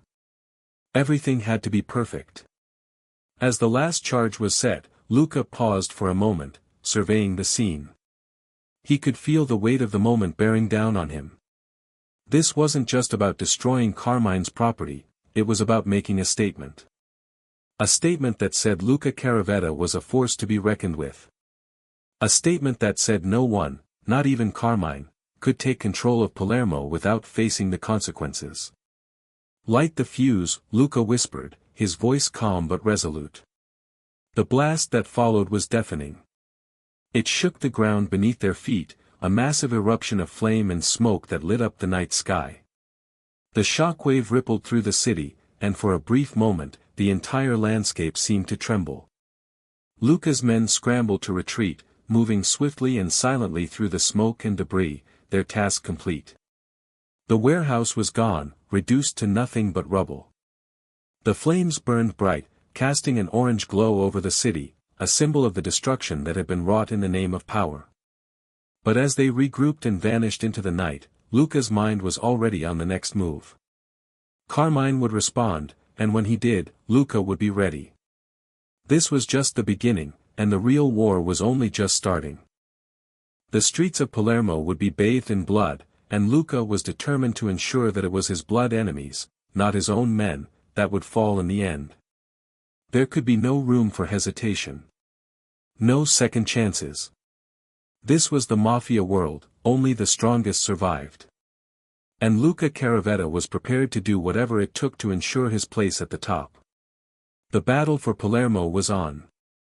The days following the attack on the warehouse were marked by a quiet unease that hung over the city like a storm cloud. Luca could feel the tension in the air, a subtle shift in the atmosphere that suggested Carmine was gearing up for retaliation. The streets of Palermo, usually bustling with the daily rhythm of life, seemed to hum with an undercurrent of fear. The smoke from the explosion still lingered in the distance, a grim reminder of the attack that had set the city's underworld on edge. Luca sat in the study of his estate, his fingers tapping rhythmically on the wooden table as he stared out the window. The view of the city was expansive, but tonight, it felt suffocating. He couldn't help but wonder what was running through Carmine's mind. Would he come at them head-on, launching an all-out assault? Or would he bide his time, waiting for the right moment to strike with precision? Luca knew that the key to surviving this war was not just strength, but also patience and timing. He would have to play the long game, but he could never afford to lose sight of the immediate danger that was closing in on him. His thoughts were interrupted by the sound of footsteps approaching. Rocco entered the room, his face grim but focused. "Word on the street is that Carmine's gathering his men," Rocco said, his tone low but urgent. "He's not waiting for us to make the next move. He's coming for us, Luca. And he's bringing everything he's got." Luca's eyes narrowed as he listened. He had known this was coming, but hearing it confirmed still felt like a punch to the gut. He had prepared for this moment, but that didn't make it any less real. Carmine wasn't just angry, he was wounded, and a wounded animal was always the most dangerous. "We need to be ready," Luca said finally, his voice steady despite the storm raging inside him. "But we can't meet him head-on. Not yet. We need to slow him down, hit him where it hurts." Rocco nodded, understanding immediately. "You want to make him chase us? Make him spread his forces thin?" "Exactly," Luca said. "We need to force him into a position where he has no choice but to react. If we give him the chance to come at us with everything he's got, we'll be caught off guard. We need to keep him on the defensive. Make him think twice before launching a full assault." The plan began to take shape in Luca's mind. He had learned long ago that the best way to win a war was not through brute force, but through disruption. The key was to stay one step ahead of the enemy, to make them second-guess their moves, and ultimately, to fracture their confidence. If Carmine's men were stretched too thin, if they had to constantly defend multiple points of attack, they would lose their edge. Luca knew it would be a risk, but it was the only way to level the playing field. "Get the men ready," Luca said, standing up from the table. "We're not sitting around waiting for him to make the first move. We'll start with his supply lines. We'll take out his key warehouses, his safe houses. We'll hit him where it hurts and make him chase shadows." Rocco grinned, his excitement evident. "It's like a game of cat and mouse." Luca smiled coldly. "Exactly. And right now, Carmine's the cat. But he doesn't know it, but I've been a mouse all my life." Over the next few days, Luca's men worked in the shadows, targeting Carmine's weakest points. Each strike was swift, calculated, and precise. They hit Carmine's stash houses, cutting off his supply of weapons and drugs. They took out his communication lines, severing his ability to coordinate with his allies. Every attack was like a small cut, each one chipping away at Carmine's ability to function as a cohesive force. Luca knew these strikes wouldn't win the war on their own, but they were essential in destabilizing Carmine's operation. With each successful mission, the enemy's confidence eroded, and the cracks in Carmine's empire began to show. His men were getting restless, unsure of what to expect next. The fear of an invisible enemy, one who struck without warning, gnawed at the heart of Carmine's operation. In the midst of this, Luca kept an eye on his own ranks. The whispers of betrayal still lingered in his mind, especially after what had happened with Marco. While his men were loyal for now, Luca knew that loyalty in the Mafia could be a fleeting thing. One misstep, one sign of weakness, and it could all unravel. He had to be vigilant, not just against Carmine, but against those closest to him. Marco's betrayal had stung deeply, but it had also given Luca a valuable lesson: trust was a fragile thing. His inner circle had to be tested, every move scrutinized, every word weighed carefully. If even the smallest seed of doubt took root, it could lead to a catastrophic loss. And Luca couldn't afford to lose any more ground, not now. The attacks continued for several more days, each one taking a toll on Carmine's operations. As Luca expected, Carmine began to rally his forces, preparing for a counterattack. But Luca was already planning his next move. He knew that Carmine would eventually have to face him, and when that moment came, Luca needed to be in a position of strength. He called a meeting with Rocco and Don Salvatore, his trusted advisors. They sat around the table, the dim light casting long shadows across their faces. "We've done well so far," Luca began, "but Carmine is not a fool. He's going to retaliate soon, and when he does, we need to be ready. We can't afford to be caught off guard." Rocco leaned forward, his brow furrowed. "You want to hit him again?" "No," Luca replied, shaking his head. "It's time to go on the offensive. We've been waiting for him to make the first move, but it's clear he's getting desperate. He's losing control of his own men. We have to push him over the edge." Don Salvatore nodded slowly, understanding what Luca meant. "You want to take the fight to his doorstep." "Exactly," Luca said. "We need to show him that we're not afraid. We'll hit his main strongholds, his biggest safehouses, his headquarters. We strike hard and fast. We want him to feel like his entire empire is crumbling around him. If we do this right, we'll break him." The plan was set in motion, and the men moved quickly. The attacks were precise, calculated, and devastating. Luca's forces hit Carmine's safehouses, his weapons caches, and his meeting places, leaving a trail of destruction in their wake. Every strike was a reminder that Luca was not only still alive, but growing more powerful with every move. Carmine had no choice but to retaliate, and Luca knew that when he did, it would be a full-blown war. The pieces were on the board now, and the game was about to reach its climax. Luca had positioned himself perfectly, and now, all he had to do was wait for Carmine to make his move. The war for Palermo was nearing its final stages, and Luca was determined to come out on top. As the days passed, the anticipation in Palermo reached a fever pitch. Luca knew Carmine's retaliation was inevitable, but the timing was still uncertain. His men moved with quiet purpose, securing their positions and preparing for what they knew would be a violent clash. But Luca had never been one to wait passively. The air was thick with the scent of something coming, a storm that would reshape the city forever. At the heart of it all, Luca stood unwavering, his mind always calculating.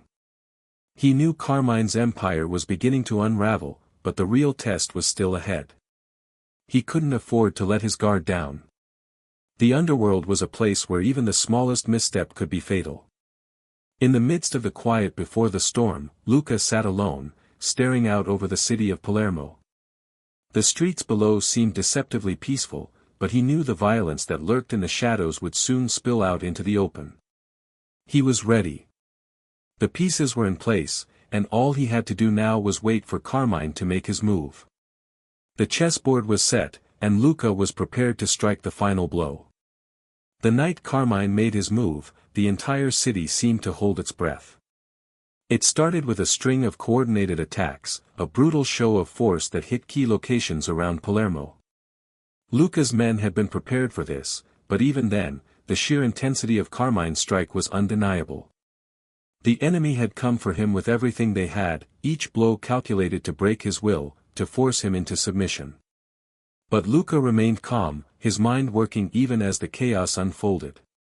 He had expected retaliation, but the speed and savagery of Carmine's assault made one thing clear: this was no longer a war of territory or power. It was personal now. Carmine had crossed a line. The moment he tried to dismantle Luca's empire with such force, he had sealed his own fate. Luca knew that in this final clash, there would be no room for hesitation, no opportunity to second-guess. It was now a battle of wills, a fight for survival where only one side would remain standing. Luca had made his preparations, but now it was time to act. The stakes had never been higher, and the city of Palermo would soon see just how far Luca Caravetta was willing to go to ensure his dominance. The endgame had begun. As the dust settled over Palermo, Luca stood amidst the wreckage of the battle, his face unreadable. The war was drawing to a close, but Carmine's fall had not been as quick or as clean as Luca had hoped. His rival was cornered now, but still dangerous, still determined to strike back. The final confrontation between the two men seemed inevitable, and Luca knew that this would be the defining moment of his rise to power. The tension was thick. Palermo's streets, once full of chaos, now felt eerily silent, like the calm before the storm. Luca's victory was not just a triumph over Carmine but a declaration that he was the true ruler of this city. His men, battered but resolute, gathered around him, each one understanding that the final battle would demand everything. The trust he had built over years, the alliances forged in blood, would all come to a head in the ultimate showdown. The city had changed, but so had Luca. The soft-spoken young man who had once dreamed of power was gone, replaced by a hardened, calculating force. But no matter how far he had come, he could not forget the price of his success, the lives lost, the enemies made. The end was coming, and Luca knew that only one man would emerge from the ashes of Palermo's underworld, ready to claim his legacy.